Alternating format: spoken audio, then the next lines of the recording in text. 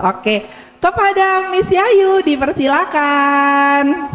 Tepuk tangan ya Bunda. Boleh mic ya.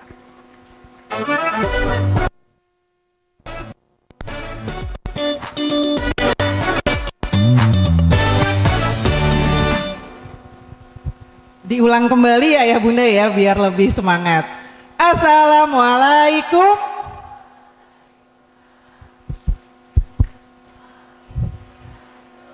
Oke, 100 buat ayah bunda, sudah benar ya. Terima kasih. Selamat datang ayah bunda semuanya pada hari ini, terutama ayah-ayah. Saya senang nih karena memang temanya ayah yang dirindukan, jadi alhamdulillah ayah banyak di sini datang semuanya. Alhamdulillah. Terima kasih. Saya hormati Miss Eli Alawiyah selaku Kepala Sekolah,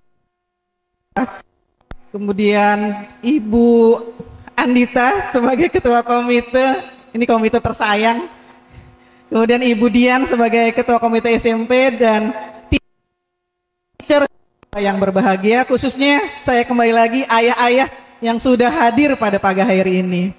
Pertama-tama marilah kita panjatkan puji dan syukur kehadirat Allah Subhanahu wa Ta'ala, karena berkat rahmat dan nikmatnya kita dapat berkumpul pada kegiatan parenting hari ini. Tak lupa salam kita sampaikan kepada junjungan Nabi kita, Nabi Muhammad SAW beserta para sahabatnya. Semoga kita dapat menjadi pengikutnya sampai akhir zaman. Tema yang kita ambil kali ini adalah ayah yang dirindukan.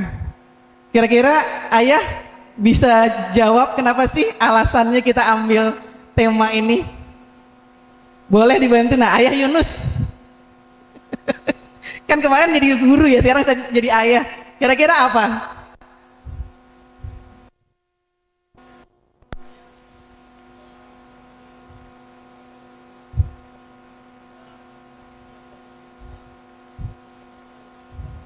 Oke, terima kasih ayah. Ya, kurang lebih seperti itu gitu ya, ayah bunda.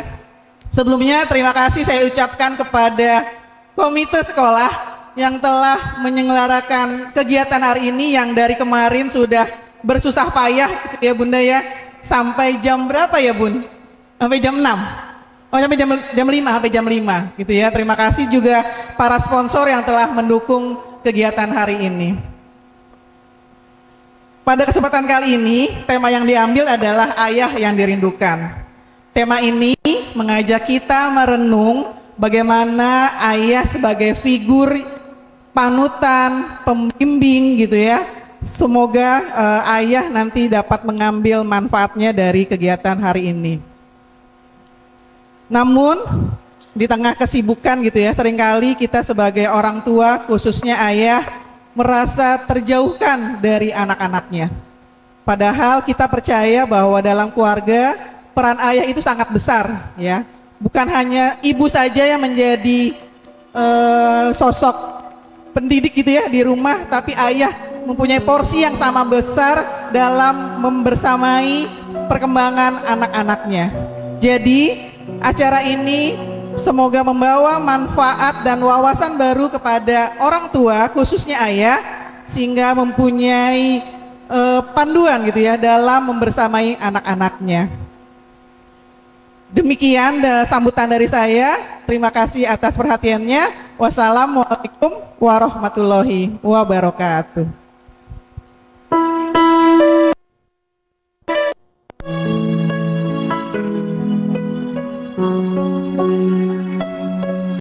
Terima kasih Miss Yayu. Oke, selanjutnya ini yang dinanti-nanti. Mungkin dari tadi ayah bunda sudah lihat ya, ini ibu-ibu komite SDI Fair kok banyak ya. Tapi yang mengetuai siapa ya? Yang ngelit kita tuh siapa sih? Gitu.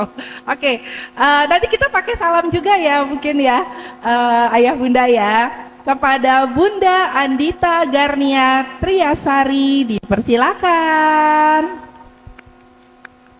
Tes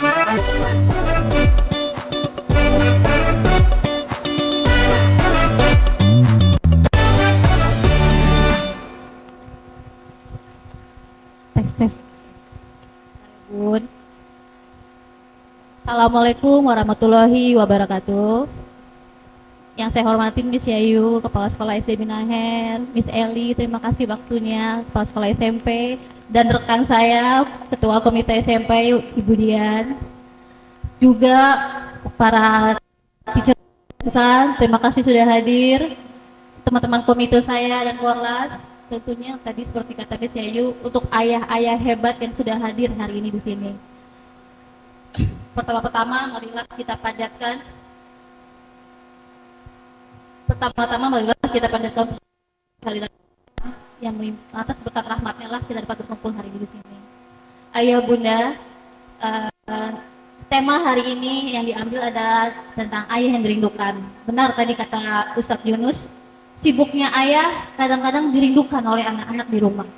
Jadi tema ini tuh dari tahun lalu saya pengen banget munculin. Karena selama ini kan kalau parenting ibu gitu, jarang nih ayahnya datang. Jadi saya sama teman-teman komite tuh ingin sekali menyampaikan atau membuat acara tentang ayah-ayah hebat yang ada di SD Binaher. Kenapa ayah? Karena saya pengen ayah-ayah di sini menjadi ayah-ayah yang hebat buat anak-anaknya semua. Karena pengalaman pribadi saya sendiri, saya dididik oleh ayah saya, dibesarkan oleh ayah saya. Jadi saya bisa berdiri di sini, bisa bertemu dengan teman-teman Bunda, saya bisa berbicara dengan PD-nya ya di sini karena bimbingan dari ayah saya. Di sini juga ada mama saya mungkin ya, jadi saksinya bahwa peran ayah itu penting banget untuk anak kelak. Mudah-mudahan parenting ini bisa menjadi pelajaran yang baik. Kita ambil poin-poin hikmahnya dari Ustadz Benri di sini. Dan mumpung ini kesempatan ya Ayah Bunda, saya nggak tahu kapan bisa bertatap muka lagi dengan Ayah Bunda di sini. Insya Allah ini tahun terakhir saya sebagai Ketua Komite SD Binaher. Saya minta izin, terima kasih sebesar-besarnya atas supportnya untuk komite, untuk Korlas semuanya. Saya mohon maaf jika ada salah-salah kata, tindakan atau apapun yang tidak sengaja kurang berkenan, mohon dimaafkan. Sebelumnya terima kasih atas support dan dukungannya untuk kami komite untuk membuat program-program acara anak-anak bersinergi bersama manajemen sekolah tentunya dan sekolah semuanya. Dan sekali lagi di sini saya ingin berterima kasih yang sebesar-besarnya buat tim Biro Umum, terima kasih atas supportnya yang naikin kursi ya dari lantai 1 T4 luar biasa. Tepuk tangan dulu dong buat Biro Umum kita nih, hebat-hebat banget, bener-bener saya sampai wow, mereka kuat-kuat banget ya ngangkat 360 kursi ke lantai 4, bahkan ngangkat sofa dan blower kipas. Jadi hebat sekali dan tentunya terima kasih buat teman-teman komite dan makasih juga buat ayah-ayah nih yang udah ngizinin bunda-bundanya rapat mulu gitu kan. Tapi kita rapat untuk bikin acara ini ayah, kita untuk bikin acara ini untuk kita dari kita. Jadi mudah-mudahan acara ini berkenan untuk ayah bunda semuanya. Saya berharap semuanya bisa saling kompak terus seperti ini, datang terus kalau ada acara-acara seperti ini. Jadi sedikit cerita sedikit, maaf Abah, Ayah Bunda. Ini teman-teman komite saya yang di balik layar nih bahagia banget hari ini. Jadi sebenarnya memang saya lagi kurang enak badan, jadi izin untuk tidak hadir hari ini sebenarnya. Tapi mereka dari pagi udah panik, ya minta ampun, siapa yang gantiin bicara ke depan. Dan alhamdulillah saya ingin sekali bertemu dengan Ayah Bunda, ingin bertemu dengan Ustadz Benri juga. Insya Allah kita punya acara ini berjalan dengan lancar. Terima kasih atas dukungan Ayah Bunda.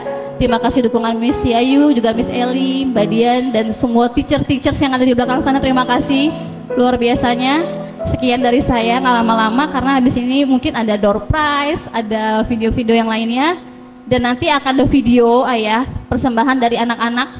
Ini dipilih secara acak perwakilan, dan saya mau mengucapkan juga terima kasih kepada Bapak Adi atas video kerennya, luar biasa banget. Nanti siapkan tisu ya Ayah Bunda, takut akan menyentuh di hati.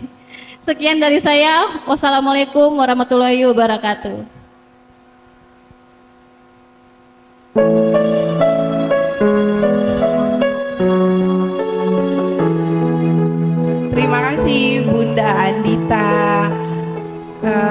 Ini yakin ya Miss Yayu tahun terakhir, bukannya lanjutkan ya? Kayaknya kalau acaranya bagus gini, lanjutkan seperti itu. Oke. Oh ya, sebelumnya mungkin ayah bunda sudah melihat teaser sebelumnya. Kemarin kan Gatot Kaca bilang, Gatot Kaca aja datang, masa ayah nggak datang? Tapi mohon maaf, Gatot Kacanya tidak bisa menepati janji karena masuk angin. Kemarin Gatot Kacanya terbang terus ya Miss Yayu ya, 3 hari terbang dari nggak pulang-pulang kayak Bang Toyib ya. Tapi ayah bunda di sini ayahnya nggak Bang Toyib ya. Tapi kalau mungkin yang ada di site mungkin pulangnya 2 bulan 3 bulan sekali. Tapi ini Gatot Kaca nggak pulang-pulang sampai akhirnya masuk. Ya bunda, Gatot Kacanya hari ini tidak hadir. Gitu. Oke. Tepuk tangan dulu untuk Gatot Kaca yang lagi masuk angin supaya cepat sehat ya. Gitu. Oke, supaya semangat, saya mau ice breaking. Cuma di sini karena ayah bunda gitu, saya jadi agak-agak bingung nih kak. Kan mungkin ada yang sendiri, ada yang berpasangan ya, ayah bunda ya. Oke, boleh berdiri ayah bunda. Oh iya, sebelumnya mohon maaf. Terima kasih sudah mendampingi dalam pernikahan yang indah ini selama beberapa tahun ini. Terima kasih sudah mendidik anak-anak dan menjadi istri yang sabar terhadap saya dan juga anak-anak. Aduh, kayaknya ada yang di belakang tuh tatapannya deep banget. Kayaknya nanti dapat hadiah ya. Oke, terima kasih untuk semuanya dan segalanya. Semoga kita bisa terus langgeng, terus bahagia, sejahtera, sampai bahagia di dunia dan akhirat. Amin. Boleh berpelukan ayah bunda, nggak apa-apa, ini kan ayah dan bunda. Keren. Aduh, aku jadi haru. Terima kasih ayah bunda. Ya Nabi, salam. Assalamualaikum. Waalaikumsalam. Wow, ayah Heru. Yes. Oke. Terima kasih. Assalamualaikum warahmatullahi wabarakatuh. Waalaikumsalam. Selamat pagi dan ayah bunda dan kita sebutnya apa, teman-teman kecil ya, teman-teman kecil anak-anak Binaher yang bersekolah di Binaher. Saya excited banget hari ini. Mungkin faktor pertama excitednya karena banyak nih dari ayah-ayah yang hadir dibanding quality time sebelumnya. Saya excited. Yang kedua, ternyata narasumbernya juga kami ada keterikatan di kajian musyawarah yang kebetulan saya membuat legalitas musyawarah. Sahabat saya Duda Ardino juga semalam WA Ustadz, ternyata kita satu event, semakin semangat lagi. Dan semangat yang ketiga adalah namanya adalah ayah yang dirindukan gitu. Jadi ini qadarullah banget bahwa hari ini kita sama-sama semangat untuk mendengarkan materi dari Ustadz Bendri. Tapi kalau nama IG-nya itu @ajobendri. Nah, saya juga udah follow ya tadi. Nah, biodata Ustadz Bendri, nama lengkapnya Bendri Jayus Rahman. Instagram saya sudah sebut. Channel YouTube-nya bisa dicek. Kemarin tapping sama Nikita Willy ya, Fatherman. Statusnya menikah, pasti punya 5 anak dan pendidikannya FISIP UI sama-sama UI juga ya Tete. Dan penulis buku Fatherman, mungkin udah cetakan keberapa. Langsung saja kita sambut Ustadz Bendri, silakan.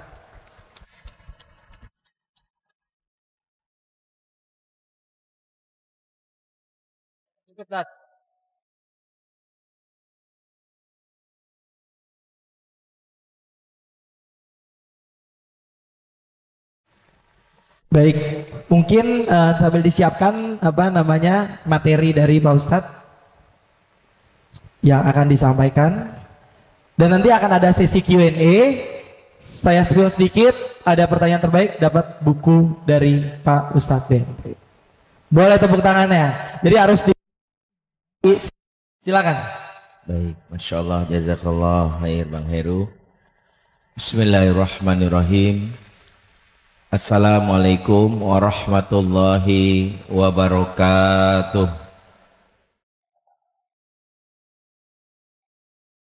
Innal hamdalillah nahmaduhu wa nasta'inuhu wa nastaghfiruh wa na'udzu billahi min syururi anfusina wa sayyiati a'malina. Man yahdihillahu fala mudhillalah wa may yudlil fala hadiyalah. Asyhadu an la ilaha illallah wahdahu la syarikalah wa asyhadu anna Muhammadan abduhu wa rasuluhu alladzi la nabiyya ba'dah. Rabbana atina min ladunka rahmah wa hayyi lana min amrina rasyada. Rabbishrah li sadri wa yassir amri wahlul 'uqdatam min lisani yafqahu qawli wa ba'd. Ikhwatal iman, a'azakumullah jami'an, yang kami muliakan, kami hormati Direktur Bina Khair School Bapak Muhammad Gozi Alaidrus BSC, yang kami muliakan, kami hormati Kepala Sekolah SMP Bina Khair School Ibu Eli Alawiyah Wijayanti MPD, yang kami muliakan juga kami hormati Kepala Sekolah SD Ibu Yayu Sulistiorini SPD, yang kami muliakan juga kami hormati Komite SD Ibu Andita Garnia Triasari, dan juga yang kami muliakan kami hormati Komite SMP Ibu Dian Kusuma, dan juga tentu Bapak dan Ibu semua, para ayah, para bunda, wali santri, wali siswa dari SD Bina Khair School. Semoga Allah memberkahi kita semua yang hadir, dan semoga kita bisa masuk surga bersama-sama semuanya. Amin ya rabbal alamin.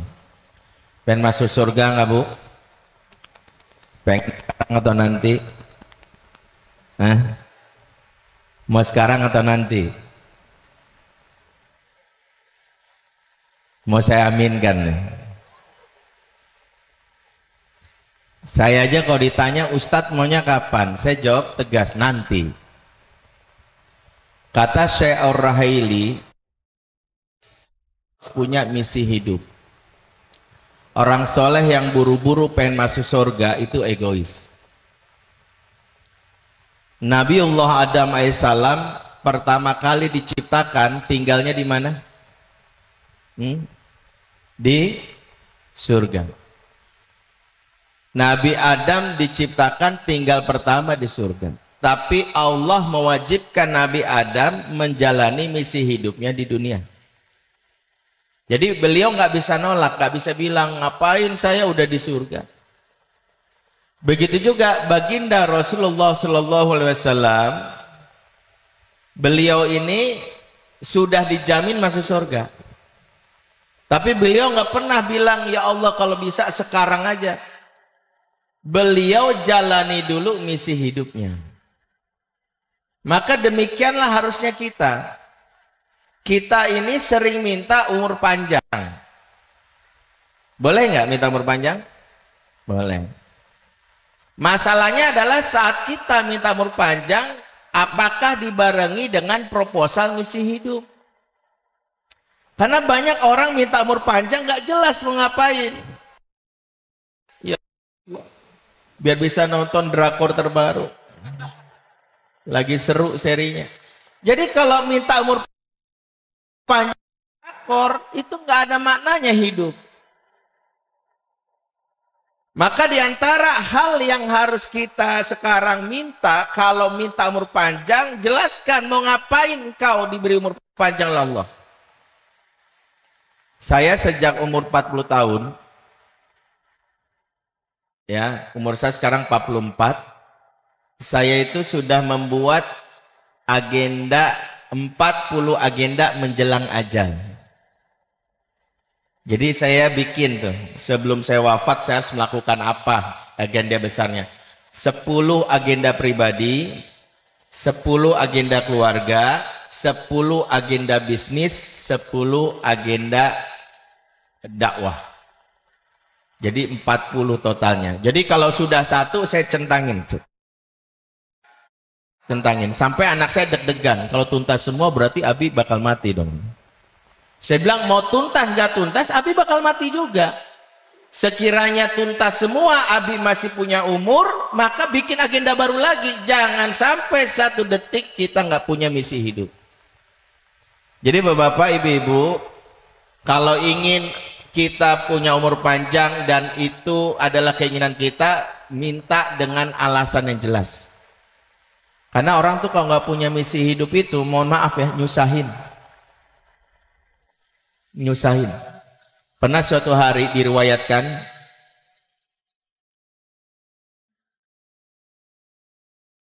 Nabi Ibrahim alaihissalam itu kan diantara keistimewaannya digelari sebagai Khalilur Rahman,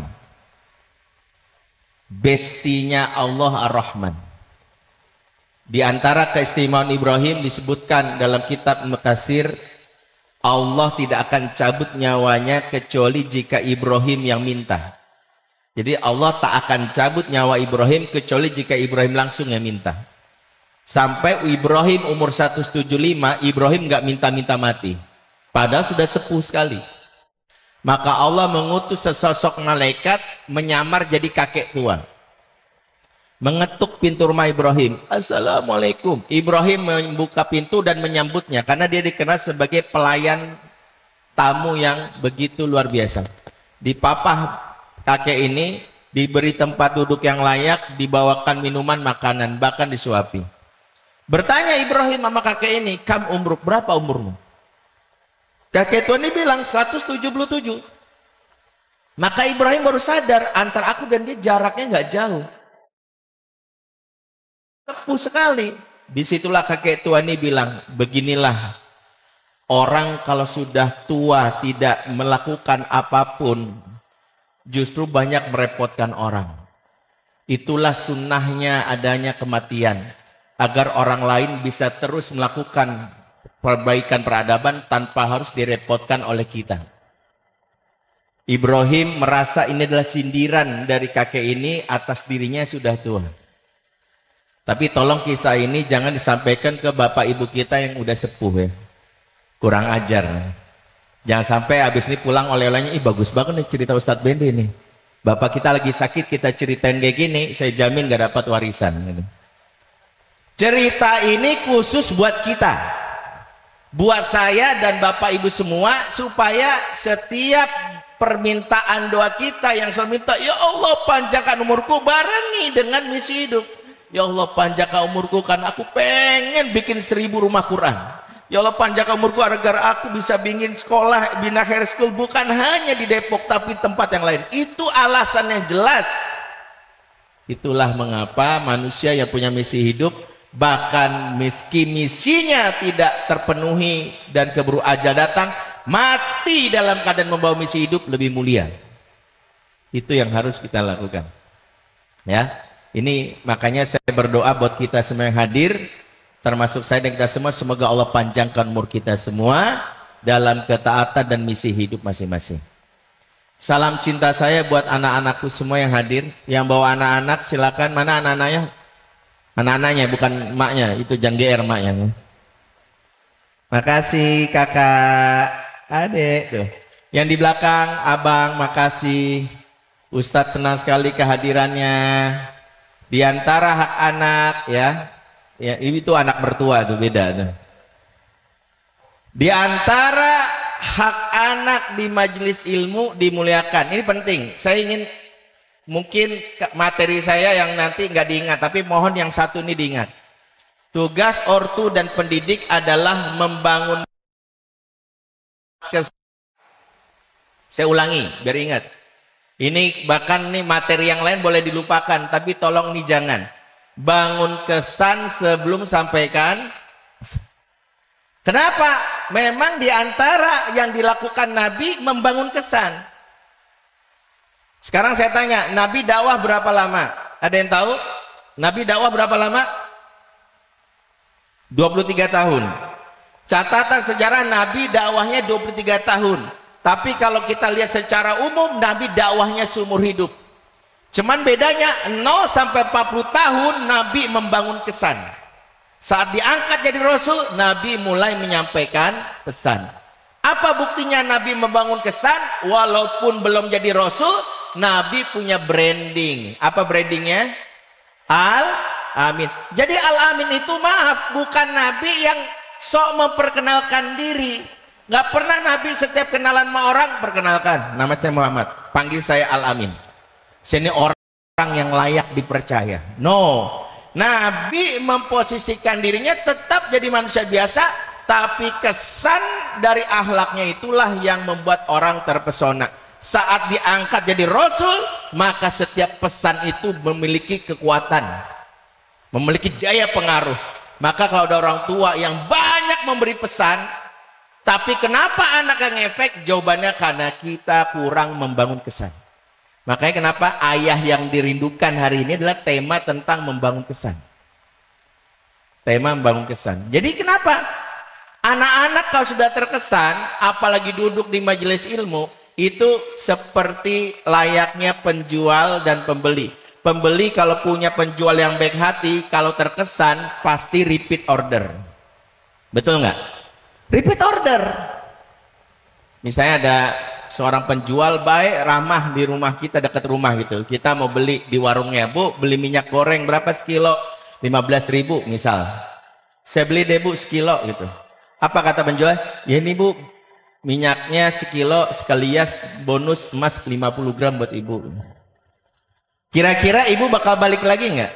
Balik. Tapi saya yakin tokonya tutup ya. Karena kesan orang ingin balik. Kita ini nggak usah target muluk-muluk. Anak hadir di sini, jangan berpikir dia bisa menyerap materi yang sampaikan Ustadz, nggak usah.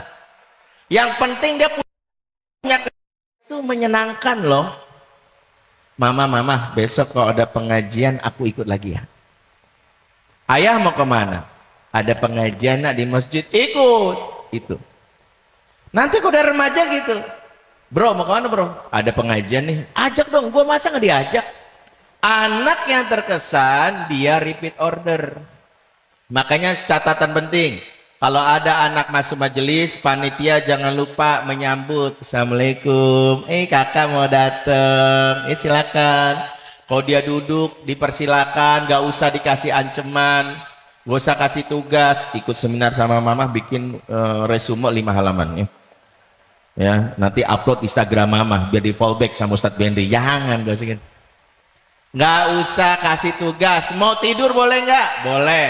Mau duduk boleh. Jalan-jalan di majelis saya, maaf saya izinkan anak saya jalan, anak-anak jalan-jalan nggak masalah. Mereka saya tahu duduk 2 jam itu membosankan.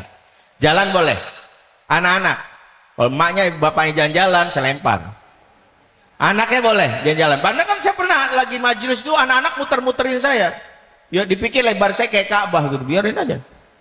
Ya paling kalau udah 7 kali saya stop, udah 7 lanjut sa'i gitu. Biarkan. Paling kalau mereka sudah mulai teriak, sudah mulai menangis, berisik, suaranya mengganggu, baru kitalah yang sadar diri agar tak menyusahkan orang lain, kita membawa keluar. Tenangkan diri sebentar, sudah tenang, udah siap, baru bawa masuk. Itu hak anak di majelis yang selalu saya ingin sampaikan di awal. Ya, kalau ada makanan duluin anak-anak. Karena Nabi mendahulukan anak-anak pada saat dia membawa minuman, anak-anak dulu. Ya. Jadi jangan mamanya yang ada snack, malah mamanya nyetop duluan. Ini jatah mama, ada risol mayones, pedes-pedes. Anaknya dulu. Kalau pulang jangan lupa bilang makasih sama anak-anak kita. Kakak makasih ya, nemenin bunda, nemenin ayah. Bilang makasih. Ya kalau perlu nanti pulang dari sini mampir ke Indomaret beli Kinder Joy 5 ya. Es krim 12 gitu ya. Anak-anak kalau sudah terkesan membawa pesan. Karena itu poin pertama yang ingin saya sampaikan, ini pengantar yang nggak pernah saya lupakan di awal-awal, karena pesan utama dari kajian saya justru ada di pengantar awal ini. Maka marilah kita, tugas kita meninggalkan kenangan yang indah akan majelis ilmu, majelis pengajian, dan kenangan indah akan Islam. Mari kita doakan sebagai awal pengantar, Mari kita doakan anak-anak kita yang hadir di sini maupun mungkin yang di rumah atau yang sudah di pesantren atau yang sudah bekerja, yang anaknya sudah dewasa. Kita doakan mereka menjadi anak yang soleh dan soleha, menjadi pemimpin bagi orang-orang yang bertakwa. Rabbana hablana min azwajina wa dzurriyyatina qurrata a'yun waj'alna lil muttaqina imama. Rabbana hablana min ladunka dzurriyyatan thayyibatan wa minas sholihin innaka sami'ud du'a. Amin ya rabbal alamin. Udah doa berarti selesai loh. Dah, lanjut ya. Lanjut. Oke ya. Waktu saya terbatas karena sekarang sudah 11 kurang. Kita hari ini bicara khususnya tentang bagaimana para ayah hadir di sini. Dan saya ngeliat alhamdulillah ayah-ayah hadir di sini. Walaupun sebagian nampak muka-muka tegang deh, kayak mau diadili gitu ya. Tapi kita bersyukur ayah-ayah mau hadir. Beri tepuk tangan buat ayah-ayah hadir. Walaupun kita nggak tahu hadirnya di bawah tekanan istri atau enggak gitu ya. Mudah-mudahan ibu-ibu nggak sampai ngancem buat bapak yang mau hadir. Karena ada juga yang ngancem, Papa kalau nggak hadir besok seminar, nanti malam tidur di teras. Insya Allah bapak-bapak sini nggak? Bapak-bapak sini hadir karena saya ini kemana-mana bincang tentang ayah. Sejak dari 2007, bahkan khutbah Jumat saya yang sering mungkin kantornya mengundang saya sebagai khotib Jumat, itu temanya selalu tentang ayah. Karena bagi saya majelis Jumat itu majelis ayah. Cuman masalahnya adalah kita tidak mendapatkan asupan nilai keayahan justru di majelis di mana ayah-ayah berkumpul. Nah, idealnya adalah ayah itu punya modal. Maka hari ini kita sedang berbicara tentang bagaimana peran ayah. Sebenarnya dasar pertama karena kegelisahan. Saya termasuk orang yang mencoba mengkaji lebih dalam tentang fenomena-fenomena belakangan ini. Sejak tahun 2002, dari saya awal jadi konselor remaja, ya saya berguru langsung oleh Ibu Eli Risman hingga sekarang. Ya tepat berarti 23 tahun yang lalu. Ada satu hadis, dan ini saya dalami dan saya lihat dengan fakta di lapangan. Ini hadis yang cukup menggelisahkan. Sayangnya saya lupa hadisnya, tidak secara detail saya sampaikan di sini. Tanda akhir zaman ini tapi satu hadis. Tapi saya mau bicara hadis sebelum hadis ini dulu ya. Ini hadisnya satu nih. Kata Nabi gini, bagi yang pernah baca hadis ini, inna min asratis sa'ah. Di antara tanda-tanda datangnya kiamat. Ayat surul ilma, diangkatnya ilmu. Ya, ayur fa'al ilma, maaf, diangkatnya ilmu. Wayak surul jahlu, maraknya kebodohan. Yang ketiga, wayak surul zina, maraknya perzinahan. Yang keempat, wayak surul syurbul khomri, maraknya khamar. Yang kelima, wayakila rijal wayak suronisa hatta yakuna li khamsina imro'atan al-qayyimul wahid. Sedikitnya laki-laki dan maraknya perempuan atau banyaknya perempuan sampai-sampai 50 wanita dinaungi oleh satu laki-laki. Hadis riwayat Bukhari sahih. Hadis ini kalau dibahas satu persatu akan panjang, tapi saya menyoroti dua ciri yang sejatinya disebut oleh Nabi dalam hadis ini. Yaitu tentang wayak surozina, maraknya perzinahan. Sekarang kalau kita bicara zina, pelaku yang zina itu datang atau tidak, lebih banyak laki atau perempuan? Kalau kita bicara zina, ketika bicara tentang zina, pelaku yang lebih banyak menentukan datang zina, laki atau perempuan?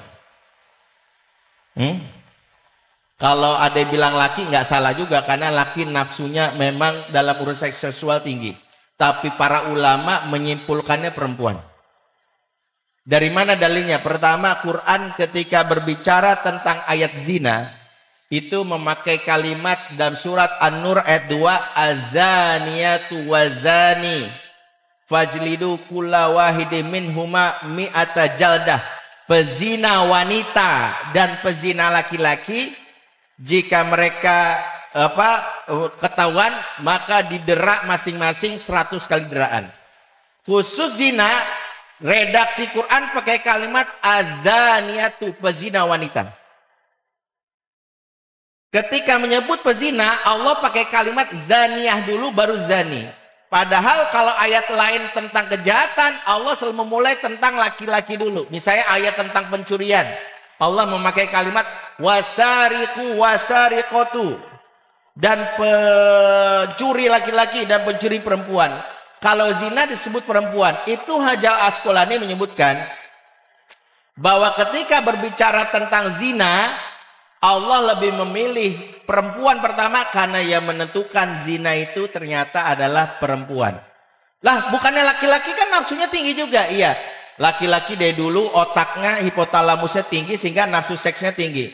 Tapi jika tidak ada izin perempuan, yang terjadi namanya pelecehan dan perkosaan. Zina itu atas izin perempuan. Maka zina itu terkait dengan hari ini tentang anak perempuan. Dan barulah saya sadar, data dari BKKBN tanggal 4 Agustus 2023 itu salah satu data yang mencemaskan. Pernah tahu datanya bunyinya 60% anak perempuan di Indonesia umur 16 sampai 17 tahun tidak lagi perawan. 60%. Itu besar atau kecil? 16 sampai 17 secara tingkat sekolah. Ini sekolah tingkat berapa? SMA. Data ini kalau kita ambil kesimpulannya 60% anak SMA kelas 1, kelas 2 tidak perawan, maka mohon maaf datang ke SMA terdekat di sini. Kalaupun di sini ada tingkat SMA, maafin tidak melabel. Tapi data ini menjadi sebuah tolak ukur. Masuk ke kelas di SMA tersebut, di kelas tersebut ada 40 siswa, dibagi dua, katakanlah 20 siswa laki, 20 siswi perempuan. Data ini berani mengatakan di kelas ini 12 orang sudah nggak perawan. 60% kali 20. Saya waktu menerima data ini shock. Tapi lebih shock lagi karena data-data ini mengkompilasi tentang data-data yang terjadi sejak tahun 2002. Bahkan waktu tahun 2010 waktu saya aktif di lapangan, saya ingat waktu saya jadi konselor turun ke lapangan, saya sudah berinteraksi dengan perempuan yang biasa malam-malam itu. Yang dulu istilahnya namanya cabe-cabean. Masih tahu kan? Kalau cowok terong-terongan. Ya, kalau bencong terong dicabein, nah, kan? Terong balado orang Padang bilang. Dan saya baru tahu waktu saya di lapangan cabai-cabean ada dua kategori kan, ada cabai merah, ada cabai hijau. Kalau cabai merah tuh anak ABG yang tubuhnya relatif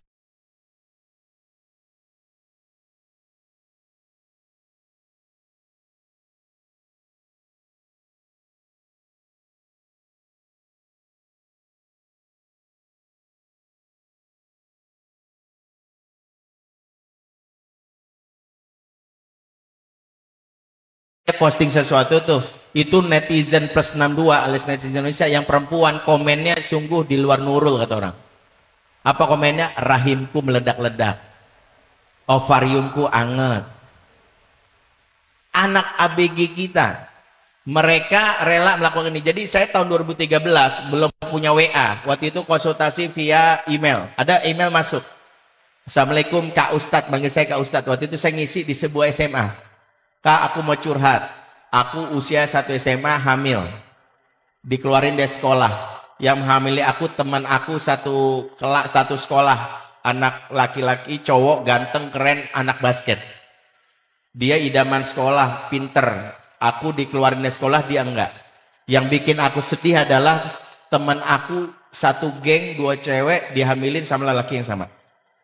Ya, 2 orang, temen dia satu geng. Pertanyaan aku sama kakak, yang lebih pantas jadi istri, kan aku duluan yang ditidurin. Tuh saya udah terpukau, saya pikir dia bakal nanya cara tobat, bukan. Dia hanya berdebat sama cewek yang ditidurin, tuh gua dong yang harus jadi istrinya gitu. Dan di situ saya sampai bercanda karena jawaban dia sudah di luar nurul. Waktu itu saya bilang, kamu yakin kamu yang pertama ditidurin? Untuk cowok sebrengsek ini kamu bisa jadi yang kesekian.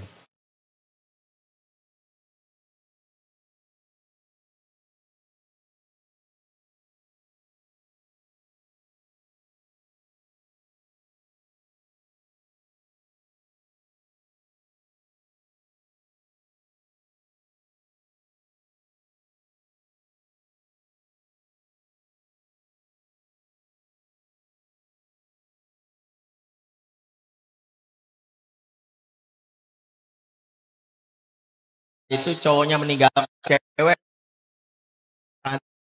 sama jadi jamur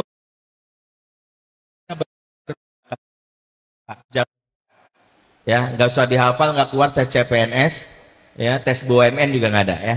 Jadi tolong ini jangan jadi materi yang dibawa pulang, diingatnya cuman cabai-cabean, jamur sama jagung bakar, bukan.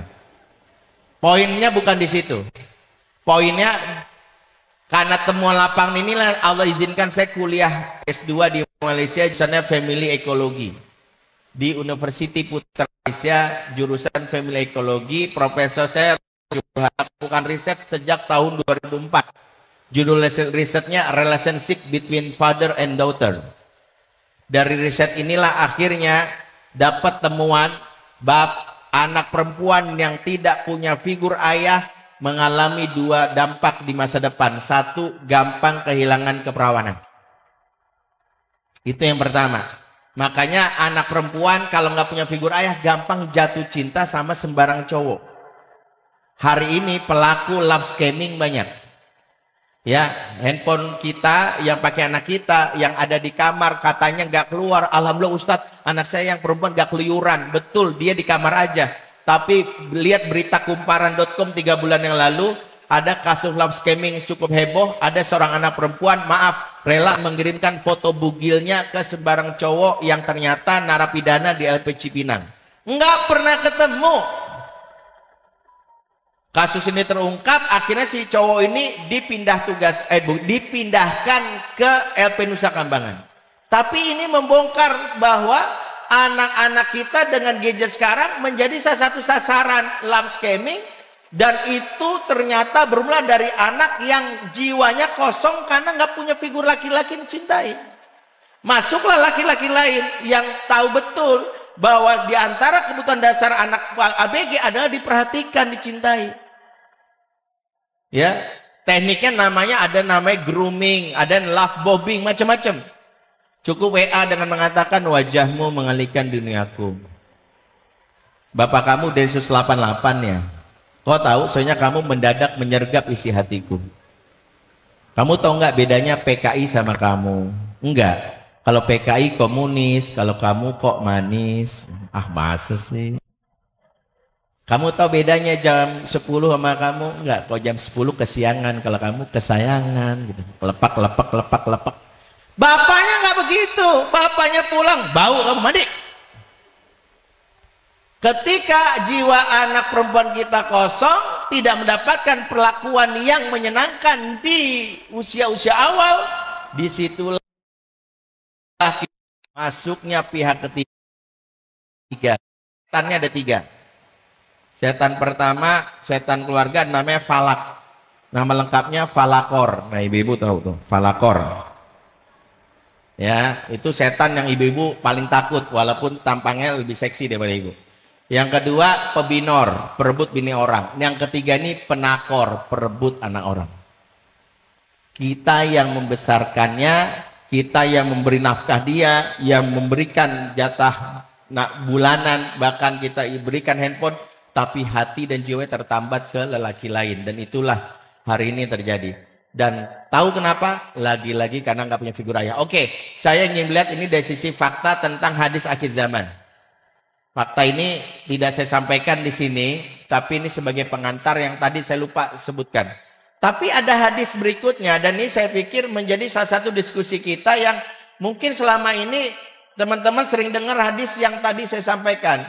Di antara tanda-tanda akhir zaman adalah wayakila rijal wayaksuran nisa. Sedikitnya laki-laki dan banyaknya perempuan. Sampai-sampai 50 perempuan dinaungi laki-laki. Perbandingannya 1:50. Hadis ini sangat familiar saya yakin. Dan hadis ini ada sahih. Dan hadis ini sering jadikan dalil bapak-bapak bahwa karena laki-laki sama perempuan 1:50, ini alasan bapak-bapak wajib poligami. Betul? Ini kan sering ya, itu kan bapak mau kan? Ya? Yang bapak mau itu kan, dalilnya kan? Ini yang sering bahas. Iya Ustadz, bayangin 1:50, saya nikahin 4 aja, 46 orang gak dapat jodohnya. Kan menurut kita begitu. Betulkah pemahaman hadis ini? Oke. Pertama, harus bagaimana kita memandang Apakah betul laki-laki jumlahnya lebih banyak daripada perempuan lebih banyak daripada laki-laki 1/50? Pertama adalah hadis ini dikomentari para ulama dengan dua sisi. Hadis ini bisa jadi karena berbicara tentang masa depan akhir zaman, dia bisa jadi secara makna harfiahnya benar. Karena bisa jadi di antara tanda akhir zaman adalah adanya peperangan. Ini bisa kita lihat dalam kitab Fathul Barinya Ibnu Hajar Asqalani. Ketika ada peperangan, maka banyak laki-laki ikut perang dan wafat, maka jumlah laki-laki 1/50. Tapi hadis ini juga dipahami oleh sebagian ulama Al-Azhar dengan makna yang berbeda. Kalau kita lihat konteks akhir zaman hari ini, bahwa sekarang kita berada di akhir zaman, mari kita cek betulkah jumlah laki-laki dengan perempuan itu. Pertama, mari kita lihat data. Ternyata data statistik terbaru menyebutkan di Indonesia, jumlah penduduk laki-laki 142.569.693 jiwa. Jumlah penduduk perempuan itu adalah 139 juta sekian. Laki-laki 3 juta lebih banyak dari perempuan. Berarti banyak laki atau perempuan? Mungkin tuh laki. Oke, ini data-datanya nih. Mulai dari ini saya agak lihat data-data terus nih. Setiap tahun laki-laki selalu lebih banyak, perempuan di bawahnya. Itu data di Indonesia. Mungkin nggak banyak Ustadz, tapi kan itu di Indonesia. Di dunia gimana? Data di dunia juga sama. World Sex Ratio menyebutkan jumlah penduduk laki-laki 4.100 sekian juta. Perempuan 4.058 juta. Ini komposisinya. Laki-laki 50,28%, perempuan 49,7%. Berarti laki-laki sama perempuan banyak laki atau perempuan? Padahal sebagian ulama mengatakan apa jumlah laki-laki lebih banyak.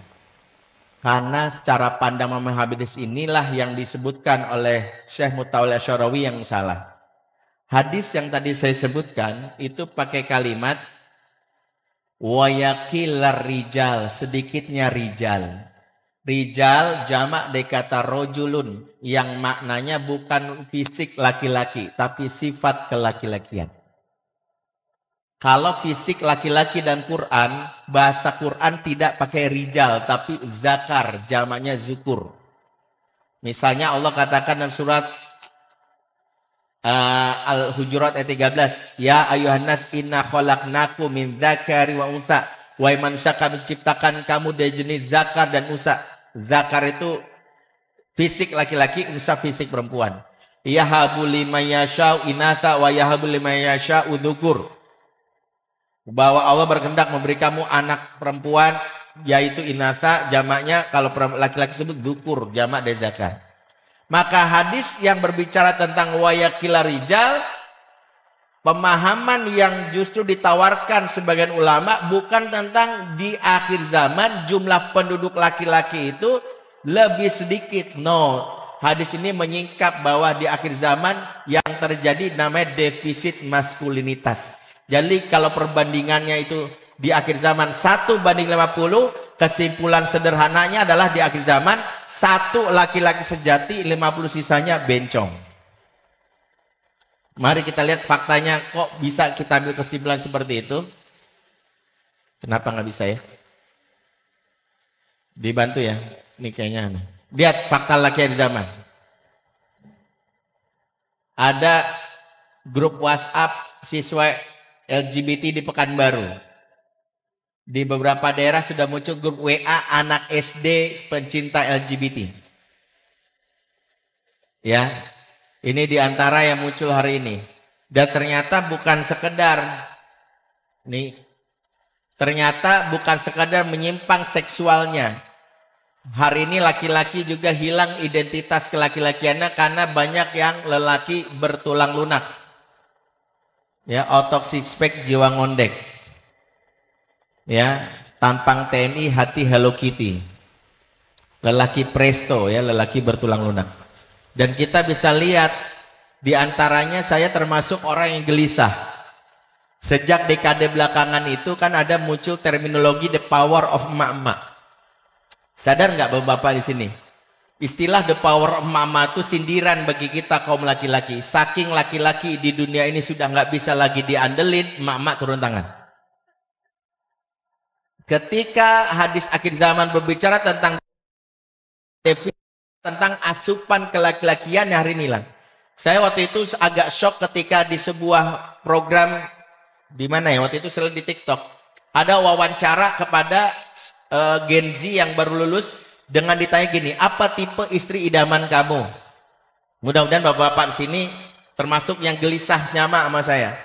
Saya pengen punya istri yang cantik, seksi, bisa ngurus anak, bisa nyari duit, bisa benerin genteng, angkat galon, benerin listrik, ya, anti kesetrum, ya, bisa nyetir, bisa bawa mobil kan gitu ya, bawa motor gitu ya, bisa mindahin gunung kan gitu ya.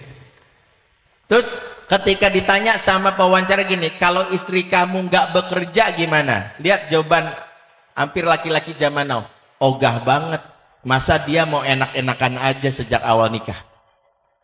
Saya termasuk orang yang gelisah ketika hari ini banyak laki-laki yang justru mengharap istrinya bekerja.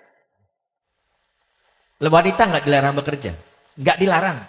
Tapi ketika diwajibkan oleh suaminya karena bilang kalau mau enak-enakan aja di rumah, berjuang sama-sama loh, itu adalah problem tentang kelaki-lakian. Karena tugas menafkahi itu ada di laki-laki. Dan ketika laki-laki melihat istrinya sudah bekerja, dia bilang, ngapain lu minta sama gua, lu kan udah dapat gaji. Itu defisit maskulinitas. Dan ini yang hari ini terjadi. Jadi kalau kita lihat hari ini ada laki-laki yang bahkan gak menafkahi istrinya karena merasa sudah istrinya bekerja, ditambah kasus KDRT, sedikit pak, nendang, maka itu diantara hari ini yang kita lihat akibat defisit maskulinitas. Kenapa? Karena dia nggak dididik bagaimana jadi laki-laki. Ada 7 fitrah kelaki-lakian, nggak bisa saya sebutkan di sini, yang hilang di pondasi anak kita. Yang itu diantaranya adalah karena tidak hadirnya figur ayah. Jadi kalau tadi anak perempuan tidak hadir figur ayah, dia kehilangan keperawanan sampai muncul zina, maka anak laki-laki ketika punya ayah, dia tidak menjadi laki-laki sebagaimana mestinya. Maka darurat ayah itu adalah sebuah keniscayaan bahwa ayah yang tidak terlibat membenarkan tentang tanda-tanda akhir zaman, tentang maraknya perzinahan. Yang kedua tentang laki-laki yang defisit maskulinitas. Sehingga perhatikan bapak yang punya anak laki-laki. Saya termasuk orang yang kalau ngelihat anak laki-laki saya menyikapi adiknya, itu termasuk orang yang deg-degan. Saya punya anak 5, 2 laki-laki, 3 perempuan. Yang pertama alhamdulillah sudah lulus di Al-Azhar Kairo, ya, dulu homeschooling, alhamdulillah terima Al-Azhar, sekarang ngambil S2 rencananya di Edinburgh di Scotland.